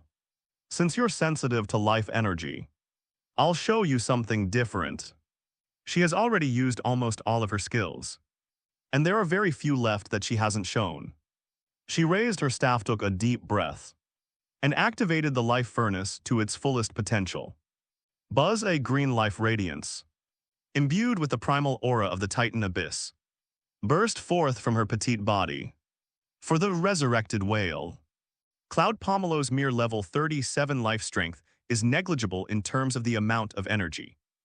However, the quality of this energy caused its massive body to tremble violently. This is the aura of the Father God. These tiny insects possessed in primal energy, remarkably similar to that of the colossal body that had given birth to them. They were the Father God's kin. Ugh. The resurrected whale let out a long, gentle cry, its voice tinged with affection and longing. Its 8 eyes looked at Yun Zhongyuan surprisingly. A hint of kindness appeared in their gaze. Who? The transparent barrier of the solitary confinement cell vanished instantly. Yun Zhongyu felt a blur before her eyes, and an extremely gentle force lifted her up at the same time. A drop of green light fell from the giant whale's eye and gently touched her forehead. System notification: you have received the blessing of the ancient people. The resurrected whale, congratulations. You have obtained a special buff, Whale's Whisper. The whisper of a giant whale. Effect 1, your mana regeneration rate is increased by 30%. Effect 2, your healing spells have a very small chance to apply a weak seed of life to the target, which can negate one minor injury. Effect 3, you will gain a small amount of experience points each time you use life energy. System log, your soul has been marked. Please explore the effects yourself, huh? A passive buff was given out. Looking at the prompts on the panels, Yun Zhongyu realized that although it wasn't some devastating, invincible skill, the 30% mana regeneration and additional shield mechanism were absolutely invaluable and practical for healers. Not to mention the versatile experience gain and the intriguing system logs. Before she could even examine it closely, swish, Yun Zhongyu transformed into a green shooting star, gently carried back to the banks of the Bile River on the ground, landing steadily beside Fengxing Tianxia and the others. Yuzu, you're back alive. Fengxing Tianxia and Data Maniac rushed forward. And above the sky, after confirming that the group of tiny insects were Father God's favored ones, the resurrected whale lost both its hostility and interest in the group of shirtless researchers below who were frantically jumping around in the sky. It's no wonder that the Father's retinue possesses some kind of magical power. It let out a long mournful cry, and its enormous form began to disappear into a higher dimension. Hey, don't go. The research enthusiasts wailed in despair, but could only watch as the indescribably magnificent figure in the sky slowly disappeared. Data Maniac glanced at them. They were all barely level 10, and any random monster could wipe them out. How can we tactfully get the scholars to go back to the back and stop causing trouble? Fengxing Tianxia sighed deeply and said irritably, Sight had things gone. You can all go back to your deaths and hurry up. Why the river of strong alkali bile sigh? We've seen the behemoth recorded the CG. But the price of going back in death is that we can't take any physical samples with us. What are we even doing here? The effect is comparable to me being an academic locust at a conference. Oh, forget it. Any random monster that spawns here could wipe us out. Staying here is a waste of time. I'm going back to the City of Light for class. As the incredible life form known as the resurrected whale disappeared into a higher dimension, most of the research players, whose levels were only around 10, satisfied their curiosity and then decisively slit their throats, turning into white light and returning to the city. However, a small number of extremely stubborn scholars remained, intending to investigate this high magic environment on the spot. They are generally only at level 11 or 12, a long way from the extraordinary level 20. Without any Titan sequence talents, they can only rely on basic professional skills to conduct field training on this dangerous continent. It reminds me of my wilderness survival experiences from back then. A real-life geosciences expert remarked in this way. He had led numerous field expeditions and possessed extensive survival experience. Look, the electrical conductivity of this highly alkaline bile is quite peculiar. On the riverbank, several thunder lords were excitedly plunging their staffs into the murky, yellowish-green waters. They released weak electric shocks, watching the arcs refract and branch strangely in the liquid. Frantically recording with their system cameras on, this alkalinity concentration would have crystallized long ago on Earth. But here it maintains an extremely high flow rate. It definitely contains some unknown anticoagulation enzyme. What? I told you long ago you're incredibly pedantic and have a blockhead. What makes you think this has nothing to do with psionic powers? His old colleague gave him a disdainful look. You. Then tell me, what brilliant idea do you have? Tell us so everyone can laugh at you. My old colleague was about to launch into a long speech when he suddenly caught a glimpse of something in the river. It looked like a pair of eyes. He was startled and looked closely. Splash. A splash of water was heard, and a scholar who was observing a jade plant not far away looked up and saw only ripples spreading across the water. Where are they? Private message, dear colleagues. We're heading back to the City of Light now. Don't worry about us on the other side. Several flesh craftsmen were mixing mud on the ground. They were using fragments of low-level monster bones they had collected along the way, mixed with crystalline sand and gravel, eroded and mutated by strong alkali from the shore.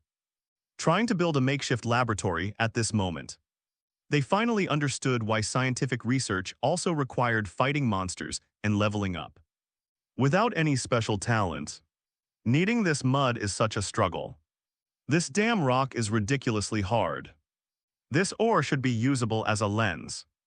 An optical microscope can definitely be put on the agenda. Despite the harsh environment, these scholars enjoyed themselves immensely, even using the roaming high-level wild animals as readily available observation material.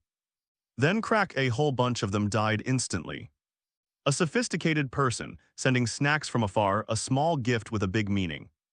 Fengxing Tianzia data maniac. And Yunzhang, you have already built a small camp using the surrounding materials. Buzz! The green biobeacon in the center of the camp suddenly shone brightly. Flashing 4 times in succession, swish, swish, swish. A swish! 4 cursing figures were successively reshaped in the white light. I finally reached level 37. This last bit of experience was practically earned through sheer grind. As soon as Long Zhan landed, he habitually touched his bare neck, but to be honest, committing suicide right after leveling up, when the experience bar was 0, didn't leave me feeling anything. I even felt a little satisfied. The newly resurrected Dolly performed a miracle, and the Thunder King and Tianxi also opened their eyes one after another. The 4 of them finally successfully reunited with the main force in the heart of the gallbladder. Everyone's here. Fengxing Tianzia tossed the dagger in his hand, stood up, and said, now that everyone's here, let's prepare to explore deeper. But before we go, we need to hide this respawn point. In this high-risk map, where the average monster level is 40+, an exposed respawn point is too easily destroyed by wild beasts. With insufficient high-level players, it's unwise to send reinforcements from the floating city. If both sides are destroyed, there will be no one to complain to. Watch me. With incredible force, he stepped forward and activated his 3rd-tier talent, Flesh Domination. His arms instantly swelled, hardened, and transformed into 2 enormous bone shovels. Clang. Clang clang amid sparks flying.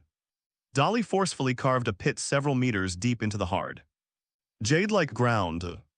The 7 of them worked together to throw the biobeacon into it, then covered it completely with large rocks and crystal fragments, leaving only a tiny gap for ventilation. What's the arrangement with Star Dragon? The data maniac asked, looking at the successfully completed hidden respawn point. Star Dragon descended in physical form and cannot commit suicide to teleport.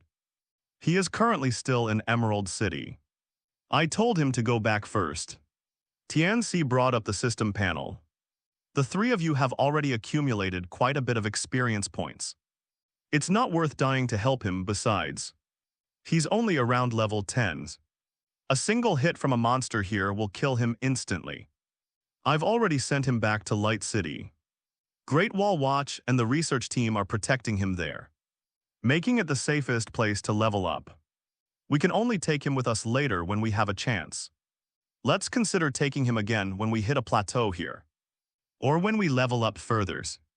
Toolman Zinglong, I would really thank you. QAQ. That makes sense, everyone nodded. Alright, check the supplies again, let's get ready to go. Fengxing Xiangxia gazed at the still blurred outline of the tower on the distant horizon, his eyes blazing with fighting spirit. Keep moving forward. Meanwhile, in the floating city, this emerald cliff, separating the liver and gallbladder, rises thousands of meters high above the bottomless, highly alkaline bile sea. A bustling fishing platform stands, and 100 meters from the cliff top lies the floating city, painstakingly carved out of the precipice by players. As for the actual flat area at the top of the cliff, it has long been transformed into a fortress of considerable size by thousands of players who have flocked there. The cliff-top defenses were armed like an iron barrel, with giant bone spikes everywhere, makeshift walls built from the ribs of megalodon sharks, and layers of traps soaked in venom. Enemy attack.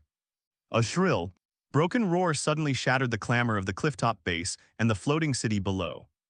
The players who were carrying bricks building, digging holes and chiseling walls suddenly looked up. At the edge of the crystal jungle more than a dozen enormous, eerie green afterimages swept in like a whirlwind. Those emerald hunters, who had previously caused the trap to kill two of their companions, never truly left. The proud feline elites are extremely vengeful. Not only have they returned, but this time they've brought their entire pack. Meow roar, a dozen or so LV-45 elite monsters, each the size of an armored vehicle and covered in sharp green crystalline spikes. Let out a deafening roar, fire mages fire. Don't let them get close to the bone wall. The commander on the cliff top shouted hoarsely, however. These highly agile apex predators completely ignored the crude fortifications on the cliff top. Ignoring the magical bombardments, they nimbly leaped between the barricades and traps, transforming into streaks of green lightning as they charged straight towards the very edge of the precipice. Their target is the core stronghold below, where life is most abundant and a large number of players have gathered, floating city. Holy crap, they jumped down. To the astonishment of the players atop the cliff, more than a dozen enormous creatures leaped off the 100-meter-high precipice without hesitation. In the howling wind, their massive bodies plummeted rapidly under the pull of gravity, heading straight for the narrow, concave cave platform below at this moment. The cave has been expanded to be quite spacious. Everyone down there, get out of the way. The monster jumped down inside the floating city. Hundreds of players with an average level between LV-30 and LV-35 suddenly looked up, only to be met with a rapidly enlarging black shadow of a giant beast. A 100-meter freefall, if that were to hit a player directly on the head. It could tear them apart with a single claw strike. Liang quickly prepared to use the same trick again and send them flying. However, highly intelligent elite monsters obviously wouldn't carry out a suicide attack. Just 20 meters away from the platform of the suspended city, a dozen or so emerald hunters suddenly twisted their bodies in midair, stretching their gleaming crystalline claws forward with all their might.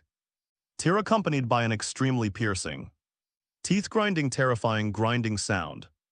The claws of more than a dozen giant beasts, like the hardest hydraulic rock drills, were deeply embedded in the 90-degree vertical emerald cliff face. Sparks flew everywhere. A torrent of jade crystal fragments rained down. They used the extremely violent physical friction between their claws and the cliff face to forcefully counteract the terrifying kinetic energy of their descent. After carving more than a dozen long, deep white tracks into the cliff face, their speed decreased dramatically, finally accompanied by several dull, loud thuds. Boom. Boom, boom, a dozen or so LV-45 emerald hunters landed steadily on the platform of the floating city, the enormous impact causing the entire platform to shake violently. As the smoke cleared, a dozen pairs of eerie green vertical pupils lit up in the dimly lit floating city, staring intently at the densely packed players around them. Hunt time Buffett. If this were reality, everyone would probably be terrified by the terrifying hierarchy and the extremely oppressive way he made his entrance.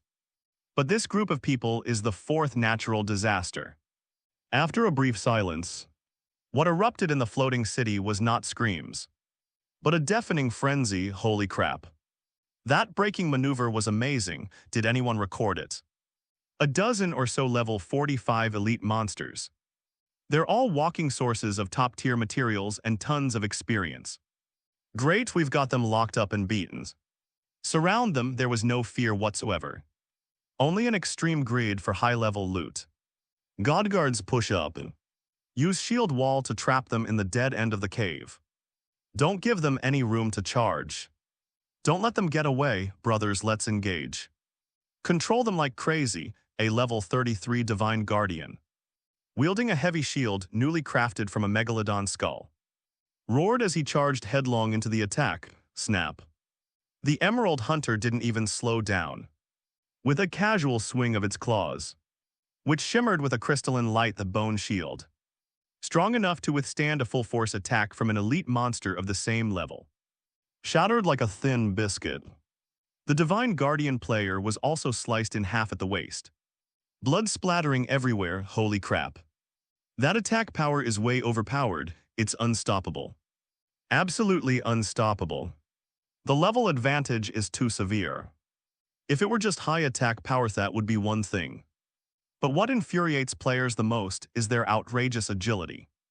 Within the dense ranks of players, they truly exemplified what it means to be a swimming dragon. Swish, a swish, a swish. A dozen or so green afterimages darted back and forth through the crowd. Each leap sent a spray of blood and flesh flying. Because of the level difference of more than 10 levels, players were completely unable to fight them head-on. Melee players were dismayed to find that their attacks were hitting the monster's afterimages, resulting in a barrage of miss attacks.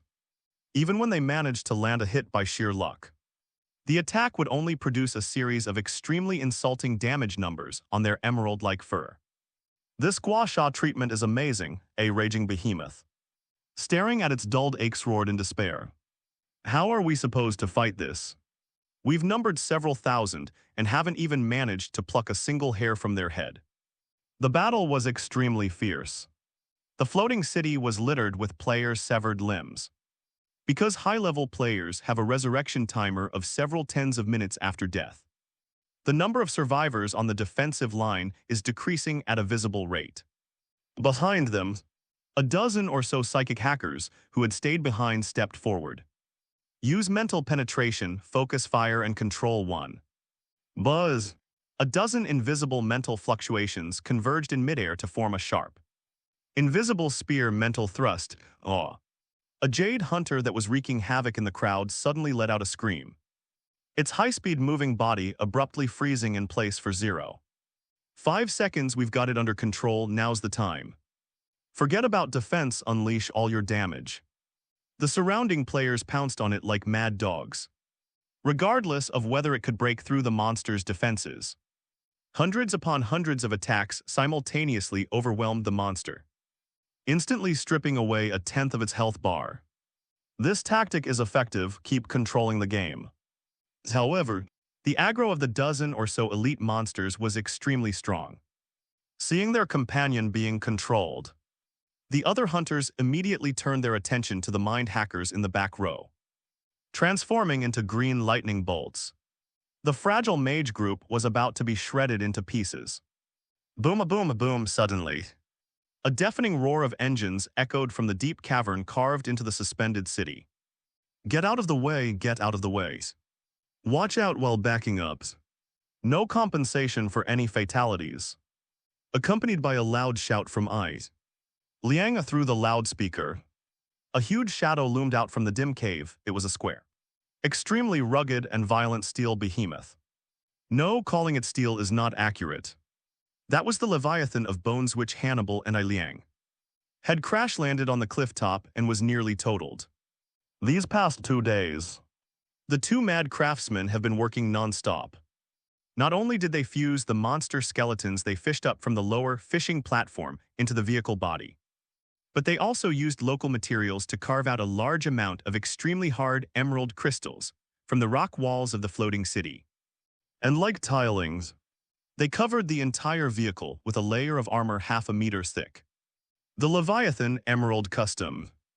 This vehicle abandoned all the fancy levitation pods and nautical propellers, putting all its skill points into chassis weight and armor thickness.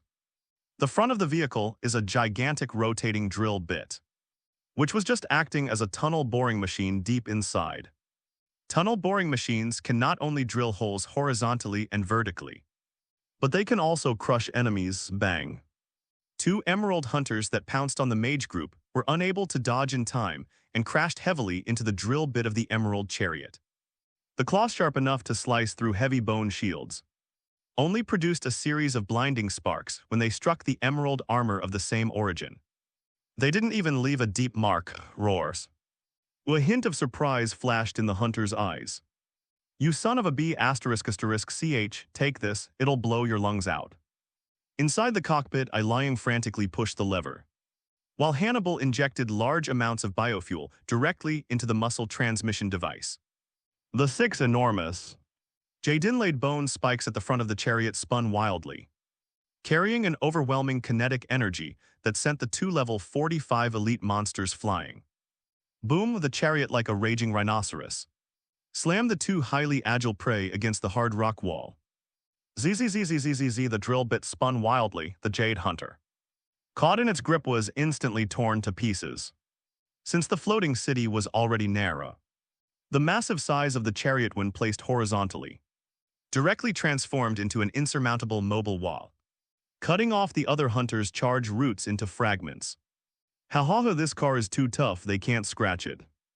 Hannibal stared at the unchanging armor durability on the screen and burst into maniacal laughter.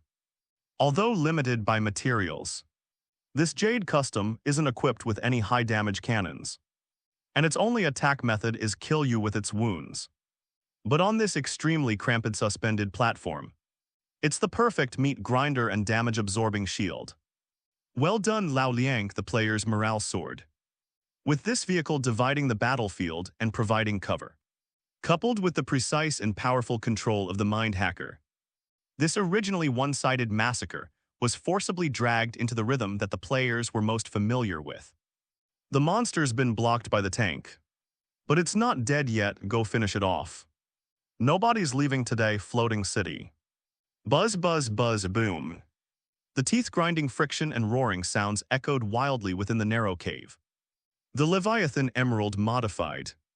After being heavily modified by myself, Liang and Hannibal's, has now completely transformed into a berserk heavy tunnel boring machine. It's not for digging holes, it's for fighting monsters. The front of the vehicle has been transformed into a giant drill bit made of superimposed, decaying shark teeth and high-purity jade crystals. Under the insane overload of the biomass engine, the drill bit is spinning wildly at extremely high speeds. Take this loving hug, then take this giant drill, crush me. Inside the cockpit, Liang frantically pushed the control stick. An arrogant Emerald Hunter LV 45 was pinned against the hard rock wall by the tunnel boring machine. Its emerald armor, strong enough to withstand high-level magic, exploded with blinding sparks under the frantically spinning crystal drill. Haha, let's give it a deep polish today. Hannibal laughed maniacally in the passenger seat. Although the tunnel boring machine can only deal a few dozen points of force damage per second due to its level advantage, its strength lies in its continuous and extremely strong physical suppression. No matter how frantically this highly agile elite monster swings its claws, it cannot break free from the behemoth's wall slam. When two teams meet on a narrow path, the tunnel boring machine wins within this long narrow, suspended city. The mobility advantage of highly agile monsters is completely negated. Finish off, finish off. A large group of divine guards blocked the way with their shields, and the hunters squeezed in wherever they could, poking wildly at the enemies, causing the damage numbers to skyrocket. Craftsman's Guild closed the road immediately. Don't let the other cats escape. The surrounding flesh crafters understood immediately. In this cramped terrain, they were like fish in water. They scattered large amounts of highly viscous biogel and bone fragments on the ground like beans, and even stretched out highly viscous fascia networks in midair. If the Emerald Hunter is delayed by even 0.1 seconds, a barrage of attacks will come crashing down upon them. Bang, bang, bangs. At that moment, a commotion was heard outside the cave. The fishermen have arrived to help. Front row, get your goods. On the suspended fishing platform below, dozens of fishing enthusiasts swiftly climbed up the ropes. They carried no weapons, but rather the ribs of a huge sea monster, freshly caught from the bile sea and still dripping with alkaline liquid. Clang! These massive ribs were shoved directly into the ground, and together with the flesh and blood craftsman's gel, instantly created a series of impact-resistant speed bumps on the narrow platform. A dozen or so emerald hunters leaped over, their claws either getting stuck or hitting the bone tripwires, leaving them dazed and confused. However, while the confined terrain limited the monsters, it also caused considerable trouble for the players. Take this chain lightning. A level 32 Thunder Lord looked at the slowed monster. excitedly raised his staff, and a thick bolt of lightning roared out, crash. The lightning struck a jade hunter with pinpoint accuracy, but due to the extremely confined space and the crowded surroundings, the leaping arc of electricity was violently ejected. Area who left the electricity. It's conducting electricity. It's conducting electricity, holy crap. I'm being electrocuted in an instant. The monster didn't lose much health, but the 20-odd friendly soldiers next to it were electrocuted and charred black, and collectively started breakdancing. Thunder Lord switched to single-target spells. Anyone who uses AoE again, I'll throw them down to feed the fish. The temporary commander yelled angrily in the public chat. The mage was frustrated, but the assassins who were dealing with the Emerald Hunters were in an even worse situation. Perfect opportunity, watch me flank and backstab. Instant step, a ghost blade seized the opportunity, preparing to flash behind the monster and unleash a burst of damage. Bang, ouch, my nose. The assassin covered his face and plummeted from midair. The floating city hadn't been explored much further yet. He lost control of his instant step and crashed headfirst into the emerald cliff face, harder than steel, causing a nosebleed that nearly killed him. Assassins just go all in with basic attacks. Don't use movement abilities. Flash in this crappy place is just crashing into a wall. But the worst off are the poison rangers. Several ranger players, in an attempt to deal additional damage, had just spat out a stream of venom at the monster's feet. Sizzle. A ghastly green, poisonous fog instantly spread out. This tactic would certainly be effective in open fields. But in this semi-enclosed cave, cough, cough, cough. This poisonous smoke isn't dissipating, my eyes. This is awful, holy crap, do they even know how to play? Who planted this biological weapon? Where's the ranger? Withdraw the poison gas. Our own people's health is dropping faster than the monsters. The healer's mana is about to run out. Amidst the collective condemnation and curses of all the players, several poison rangers sheepishly put away their weapons and were forced to squat at the windward edge of the cliff, like a few schoolchildren being punished for doing something wrong, watching helplessly as the main force unleashed its attacks. We can't use poison, so we can only use basic attacks. This is so boring. Although the scene was extremely comical and chaotic at times, this closing the door to beat the dog tactic was extremely effective. Coupled with the shield machine's hard control, more than a dozen arrogant LV 45 Emerald Hunters fell one after another, wailing as they were slain by the players scraping. A 211 University in Jiangnan Province in the real world. Just as the great battle in the floating city came to an end, Jiangnan University in the real world was undergoing an academic reform. Room 119, male dormitory, the four guys. Brothers don't want Himui Mindstorm Helan. Wolf in the water, Li Changsheng. And Light in the night, Bai Yis, are carefully packing their gaming helmets into their suitcases and carrying large and small bags, preparing to move to their new dorm room. Have you all packed your things, students? A usually aloof director of the academic affairs office was now all smiles, personally helping them push their luggage cart. Everything's been arranged in the new dorms. Just let us know if you need anything. It's all packed up, director, you're too kind. The third brother was flattered just yesterday. The school officially issued a document establishing a brand new Titan system. This is not unique to Jiangnan University, but a nationwide directive issued by the Ministry of Education of Daxia in conjunction with the Titan Engineering Bureau. Because the knowledge technology and extraordinary powers within the Titan game are directly related to the nation's future strategic reserves, all university students who obtain activation codes during their studies will be directly transferred from their original majors to the newly established Titan Department. Of the tens of thousands of faculty and students at Jiangnan University, only a dozen or so were lucky enough to receive an activation code. These dozen or so people instantly became the school's national treasure. The giant panda, director, we've switched departments.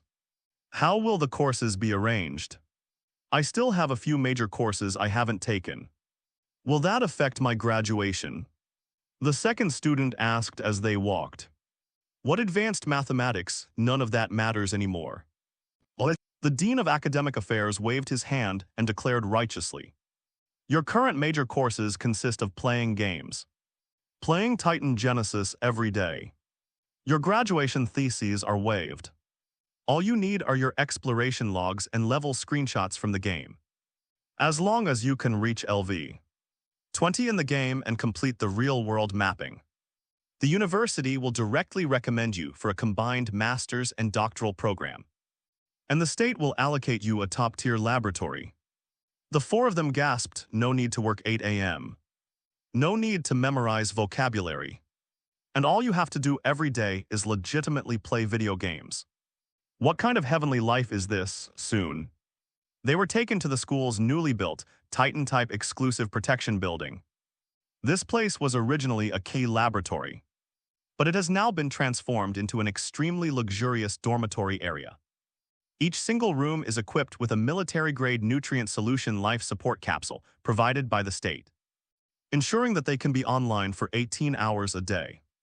24 hours a day. There is also a professional medical team on standby next door at any time. Guys, this treatment is absolutely amazing. After the four of them settled in, they stood on the balcony of their new dormitory, looking down at the ordinary college students who were still struggling to get to class. And a magical sense of unreality rose in their hearts. While others are studying mechanical drawing in class. We're playing games, it's awesome. The eldest student exclaimed. And without a teacher supervising. It just takes off with a vengeance. Isn't this way much more exciting than mechanical drawing? The fourth brother chuckled, patting the nutrient tank on his hand. Guys, there's still a huge area of map on our planet 119 that hasn't been explored yet. Let's hurry up and fill the planet with school badges. Furthermore, according to the pattern, there will be a meteor shower tonight, that's right. Log online now, the second brother's eyes lit up. We're getting paid to play games now. I have to take off right now. Four Titan recruits nimbly slipped into the life support pod. As the pod closed, their consciousness once again transcended reality and descended upon the strange planet orbiting the demon heart. Inside Titan Star 119 with 4 flashes of white light. The 4 Titan special admissions in room 119 awoke from their temporary offline point, located in the canopy of a towering tree. Phew, another day of sleeping in the open like this.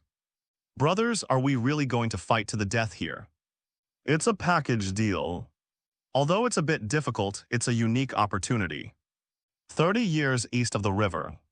30 years west of the river. Never underestimate the poor youths. Never underestimate the poor middle-aged. Never underestimate the poor old. Respect the dead. Dude, no, he took a deep breath, then vigorously rubbed his tattered straw vest, feeling a pang of sadness. A while has passed since they arrived on this planet, which they unilaterally named Jiangnan University Dormitory 119's Titan Game Office. But if you look at the equipment and levels of these 4 people, you would definitely think they are newbies who just created their accounts. Dude, no, LV8 Mindstorm LV8. Wolf in the Water LV8 Light in the Night LV8. That's right. While the top players in the first tier were already approaching LV 40, and even the senior research professors in the City of Light were generally over level 10. These 4 college students who were almost always online managed to keep their levels stuck at the extremely awkward level 8. It's not that they don't try. It's just that this planet is just too unfriendly to beginners. This is a genuine high-level map. Although there are some low-level monsters, 4 level 1 characters parachuting in here is like a buffet for the planet's native creatures. If their biobeacons hadn't been so well hidden, some highly intelligent being would probably have been camping at the spawn point, the mysterious food-serving area during those days. They experienced what it meant to die in 1,000 ways on an alien planet. Want to go to the river for a drink? Suddenly, a iron crocodile LV with serrated teeth leaps out of the water and swallows the person and a ton of mud from the bank in one gulp.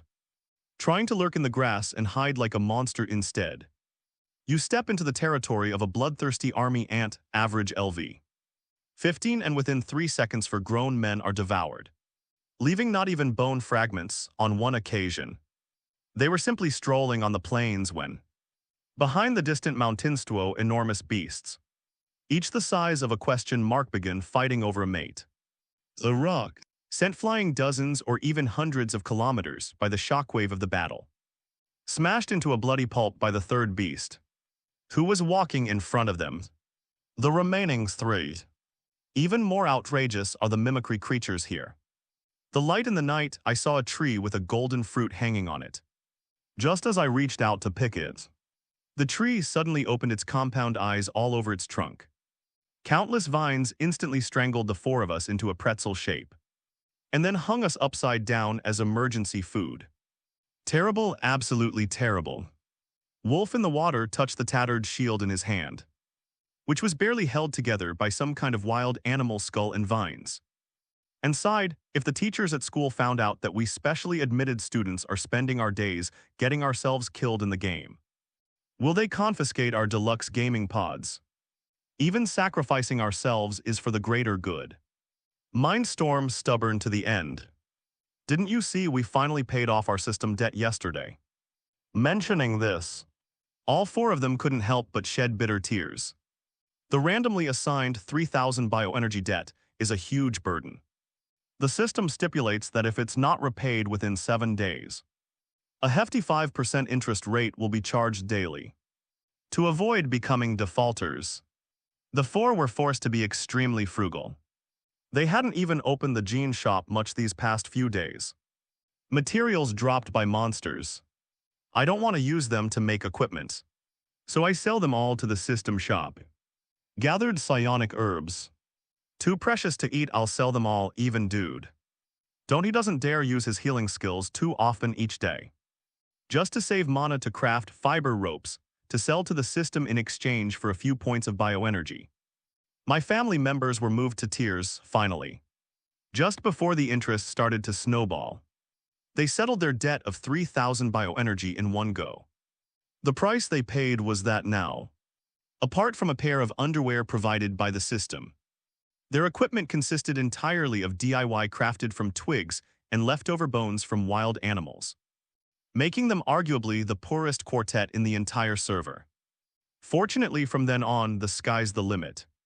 Being debt-free is so liberating. The 4th brother rolled over on the branch, found a comfortable position to lie down and said, "It's just a bit exhausting." At this moment, star 119 is in darkness. There were no black streaks across the sky, only a few neighboring planets of varying sizes reflecting a faint, eerie light. They speculated that what was there during the day was probably a star. On the far horizon, a dazzling light illuminates the night sky, boom rumble. Even from an extremely great distance, one could still see countless red and blue dots of light colliding wildly on the horizon like a reversed meteor shower. They've barely survived this long, and they can't bear to die suddenly and have to start all over again. So they usually do the classic thing at night, play cards. It started again. How many days has this been, dude? Don't skillfully pulled a deck of cards woven from leaf fibers from his crotch, shuffling the cards while gazing at the strange sight in the distance. It's definitely some kind of massive-scale war magic. Mindstorm's eyes were filled with longing. Judging from this commotion, both sides are probably super powerful beings, or even native creatures of this planet fighting. Who cares who attacks whom? We'll just be cannon fodder if we go over there. Wolf in the water drew a few cards. Come on, let's play landlord. I'll take the landlord role. The 119th star at night is an absolute no-go zone. Various red-eyed ferocious beasts roam the jungle. These 4 fragile level 8 characters have no choice but to find a tall and thick enough tree and hide in its canopy until dawn. Moreover, they are currently quite far from the bio-beacon that was originally built in the cave. If they die in the wild, they will not only lose half of their experience points, but also have to travel a long time to find their corpse. For the 4 who were terrified of poverty, Playing it safe was their top priority, to 3. I can't afford it. Just as the 4 men were engrossed in playing cards by the dim light. Swish, click, suddenly from the bushes below came extremely heavy footsteps and the sound of branches snapping. Lie. The 4th brother immediately lowered his body and made a shushing gesture. The 4 of them immediately put away their playing cards. Like 4 geckos clinging to a tree trunk, cautiously peeking down with half their heads out. By the pale starlight, they saw a stumbling figure emerge from the dense jungle. That's strange, the boss squinted. No. Look at its size and movements, it looks like a person. Well, the 2nd brother gasped. The figure below was clearly a humanoid creature walking upright. He or she wore a set of extremely tattered, but clearly very well-crafted silver-white light armor. A broken longbow was slung across his back, and his long silver hair was stained dark red with blood. Even more striking is that in the dim light, the humanoid creature's ears are pointed, and its exposed skin faintly shimmers with magical patterns resembling stars. Due to the severity of his injuries, the figure stumbled as soon as he stepped out of the bushes, collapsing heavily with a thud not far from the large tree where the 4 were hiding. He let out a painful groan and then remained motionless. LV's in the treetop. 4 people looked at each other in bewilderment. Holy crap, hidden plot humanoid NPC. You've all browsed the forums, right? This is the 3rd intelligent race, besides the light energy bacteria and the HEPA. Elves Proto-Saliens, a hidden quest. It's definitely a hidden quest. The 2nd brother was so excited he almost jumped off. But the 3rd brother held him down firmly. Are you crazy? Don't be impulsive, the 3rd brother whispered. This is a high-level map. Look at the material of that NPC's armor. It's definitely not ordinary. What kind of monster could have beaten him up like this?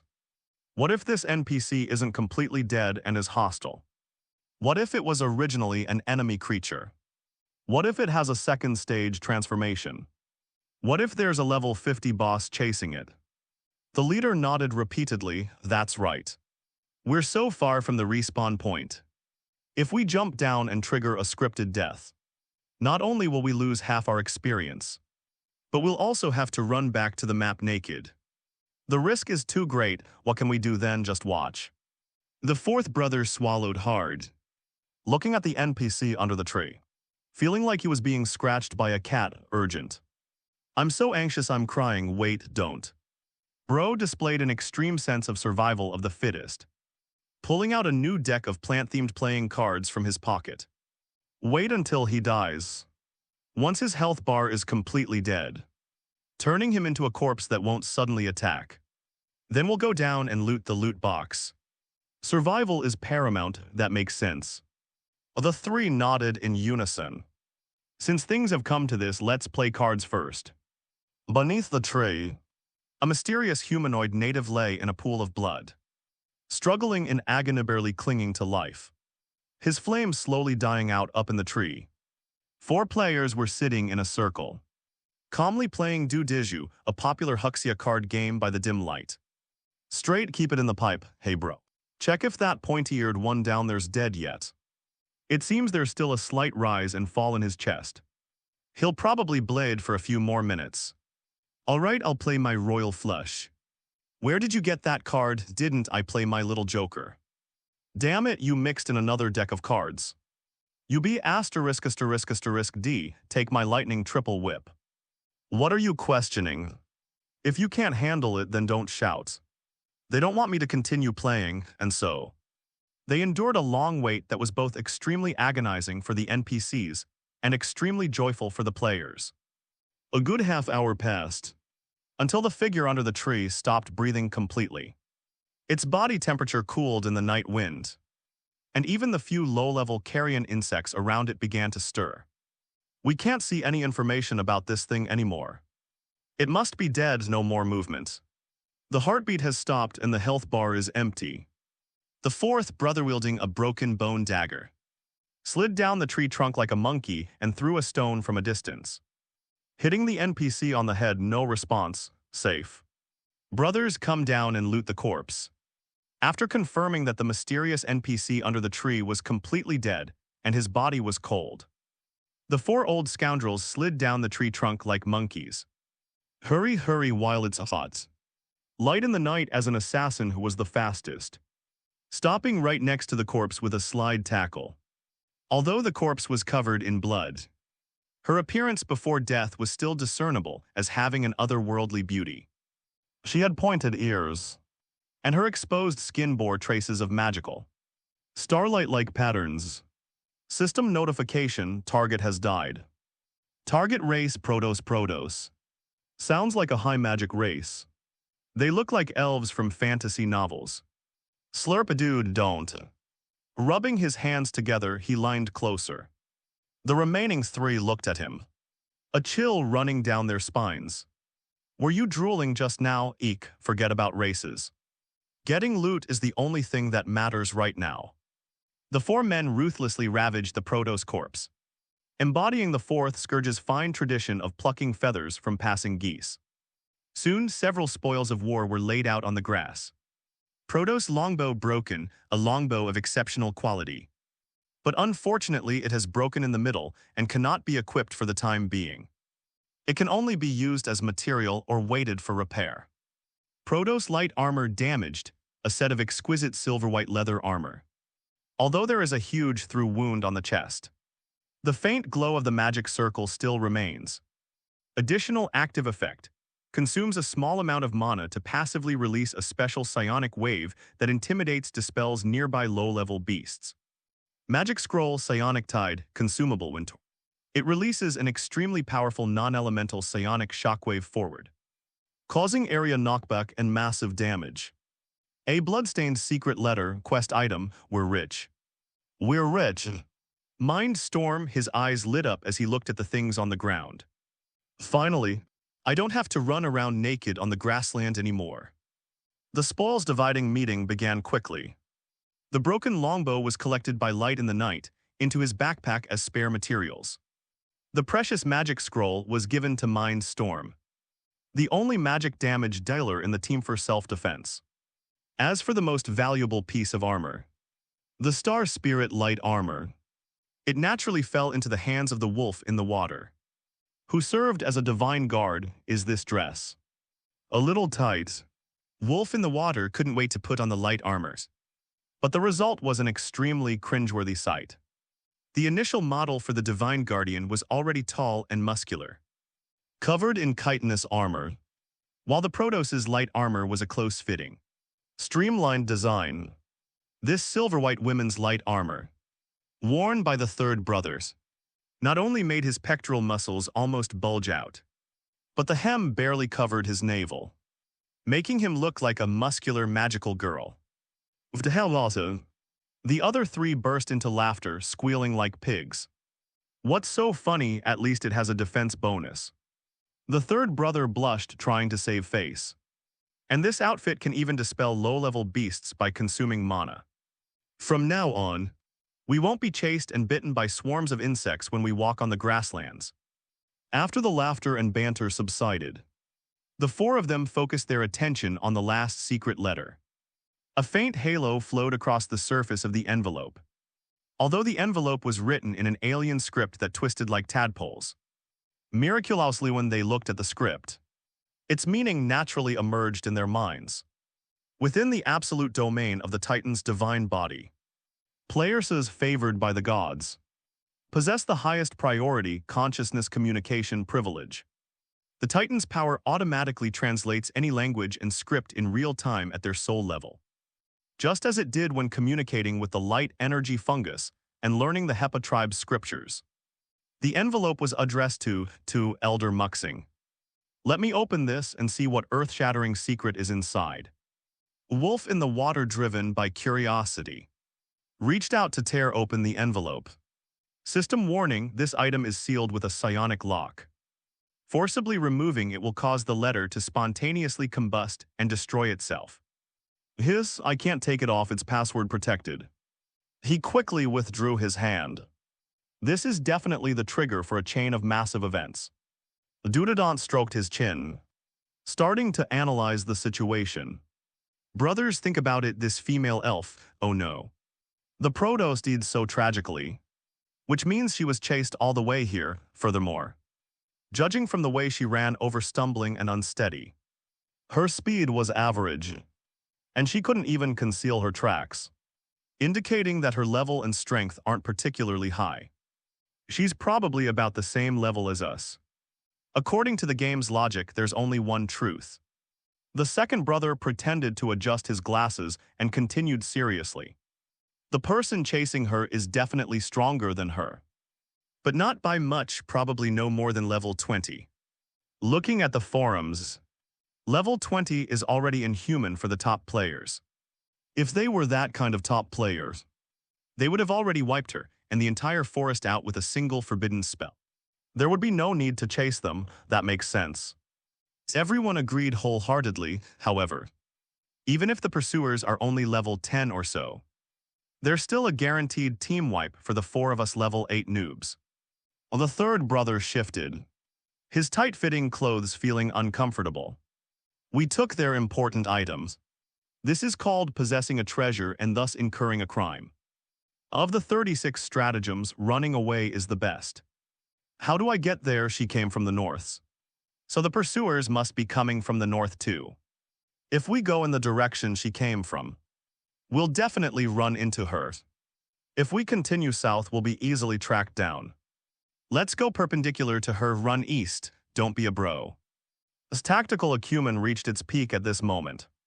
For ease of identification, they took it upon themselves to refer to the earth and designated the direction of dawn as east. Before running, the scene needs to be cleaned up. The four of them immediately transformed into a professional team to dispose of the body and cover up the crime. The third and fourth brothers, with their higher strength attributes compared to the other two, quickly dug a large pit and threw the Proto's corpse into it. Boss, let's go, dude, don't, stepped forward. Activated the Fate Weaver skill, and spat out a large amount of biogel from his palm, completely wrapping the corpse in amber, completely isolating it from the smell of blood and the aura of spiritual energy. Finally, he filled it with soil, covered it with fallen leaves, and even went so far as to urinate on it to mask the smell. Wow, perfect. Even Conan wouldn't be able to tell the difference. Having done all this, the four of them didn't linger. Under the cover of night, they dashed off into the dense forest to the east. Half a day later at the crime scene, as the planet rotates, star 119 enters its daytime. Purple sunlight filtered through the dense canopy of trees. Several extremely nimble black figures landed silently beneath the large tree, where dormitory 119 had stayed the previous night. These were 6 humanoid beings, also with pointed ears and slender figures. But unlike the Protos who died last night, their skin was an extremely eerie dark gray, as if it had absorbed all the light. If the player is in the invisible panel of the game system, they can see this group's panel. These dark-skinned pursuers wore light armor of the same origin as the dead, but in a jet black color. The armor also emitted a peculiar energy fluctuation, making the surrounding ferocious beasts extremely uncomfortable, causing them to retreat in all directions. This was the reason why they were able to move freely through this dangerous jungle.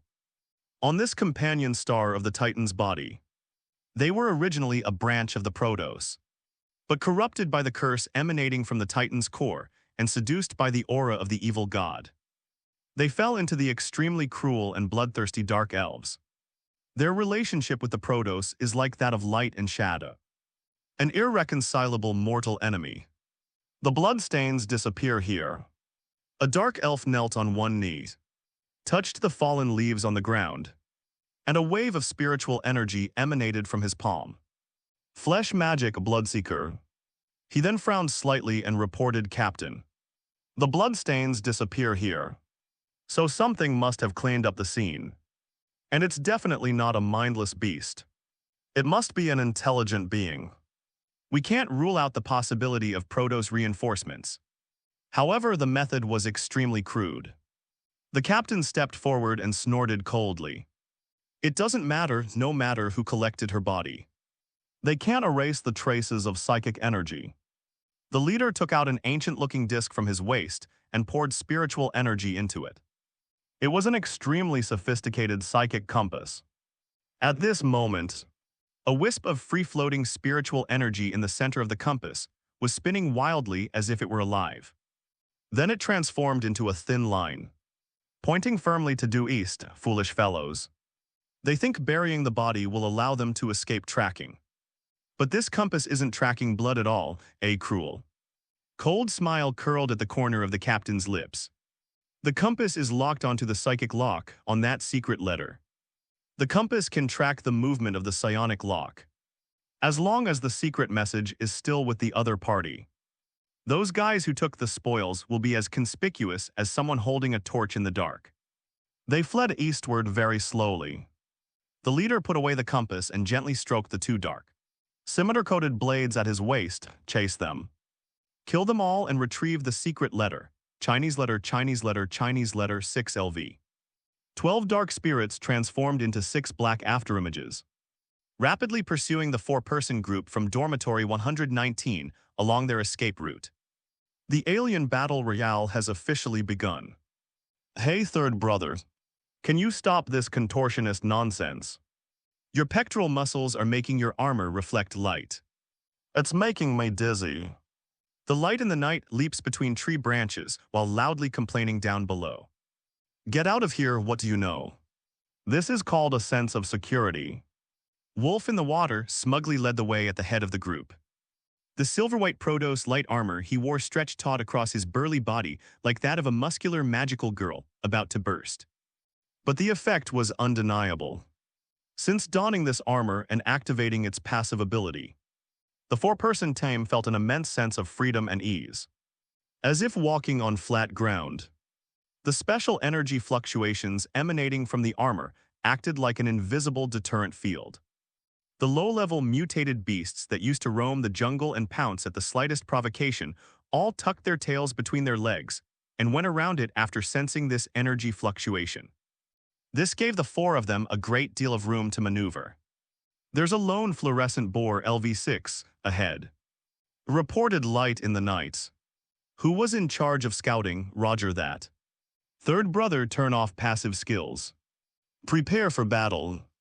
Mindstorm immediately raised his staff with a thought. Wolf in the water severed the trace amount of magic power injected into the light armor, and the intimidating fluctuations vanished instantly.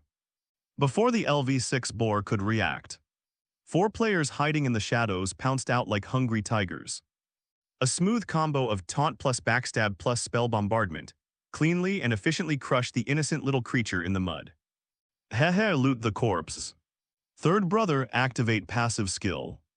As the faint light returned, several wild beasts that had been drawn by the smell of blood poked their heads out, only to be frightened away by the ripples from the light armor. No damage taken while farming, this is so awesome.